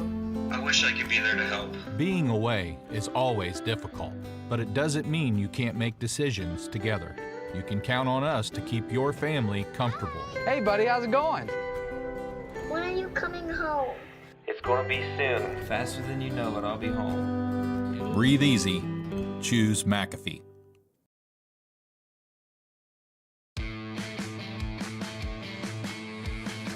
Let's continue on with our Week 13 game picks. Upcoming, Troy versus Withrow. Give me Withrow. I think defense goes crazy for Withrow. Looking at early season, win over Trotwood Madison, holding St. Xavier to 14 points. Give me the Tigers. I'm going to go with the Withrow Tigers as well. I think that this is going to come down to whichever offense can make more plays. Give me that offense with Demetrius Howard at the running back, and then, of course, Chris Henry Jr. as well. Give me Withrow in this one. Defensive game, I'm going Withrow. I'm going to go with them 14-10. I'm going to go with Withrow as well in this game. The Tigers just last night looked really, really good against a really stout Winton Woods defense. I expect them to have a little bit more freedom in this game against the Troy Trojans defense, but I'm going to go with the Withrow Tigers in this one. I feel like they're going to come away on top. Mason versus Moeller. I love Mason. I love that defense, but you also need an offense to put up some points as well. I don't think Mason's going to get any block punts against a very good Moeller team. And to be honest, Moeller may not even punt. Moeller is a tremendous game. They're tremendous team. They're battle tested. Give me the Crusaders in this one. I'm going to go with the Crusaders as well in this one. Mason, they faced off against some pretty good teams so far this postseason, but now they're running into a juggernaut in the Crusaders. It's going to be a tough game for the Comets, especially with the fact that the offense has been struggling so far this season. So give me the Crusaders in this one, and I think it's very possible we could see a blowout in this game too. It's been a miracle flight for the Mason Comets, but it's getting struck down by the Crusaders. Give me Moeller. Moving on, Princeton versus Lakota West. I'll tell you what, I didn't do it in the Waynesville-Brookville game, but I feel like this is one of those games that you get the feeling that the team that lost during the regular season is going to win it in the postseason. Lakota West has just looked so good since that loss to Princeton. Obviously, Princeton's looked good since that win against Lakota West too, but I just feel confident in this Firebirds team. I think Lakota West is going to pull off the upset and take down Princeton for their first time doing it this season. Yeah, give me the Firebirds, John. I'm sorry I jumped the gun. I'm just give me the Firebirds. I don't think that Lakota West falls to Princeton 2 times in a season. And Lakota West, they only lost by 2 scores the first time they played. This is a significantly better Lakota West team. Give me the Firebirds. Well, give me the Firebirds as well. I'm going to basically hedge my bets. I said Waynesville is going to win twice over Brookville. I'm going to have a team that wins in the postseason but lost in the regular season. And last but not least, Springfield versus Olentangy. Give me Olentangy one. As much as I was high on Springfield's offense and their potential, I just think this Olentangy squad has too much on the defensive side for them, especially with the offensive firepower that they can keep up with any potential that Springfield has. I love Springfield. They're healthy. They're tremendous. But give me the Braves of Olentangy. They're the 1 seed for a reason. Very tough conference. The Ohio Capital Conference. I think Olentangy ends the Cinderella run for Springfield. Yeah, I agree with both of you on this one. I think the Braves, when it comes down to what they've brought to the table so far this season, it just edges out what Springfield has been able to do so far this postseason. The Braves, they've looked really good so far this postseason. Like I said, the same can be said about Springfield, but you get the feeling that this game might be a little bit different. Give me the Braves. I think they're going to end, as you guys mentioned, that Cinderella run that Springfield is on right now. And with that being said, that'll close out our 3-hour show. Just another reminder, folks, make sure to tune in Monday through Thursday to Sports Now right here on any TKDS social media page you're watching from 4 p.m. to 6 p.m. Eastern Time. Alongside Matthew Pennington, Jonathan Snyder, Kevin Fowler, our producer, I'm Jackson Lightcap. Thanks for joining us, and thanks for dealing with us. We'll talk to you on Monday.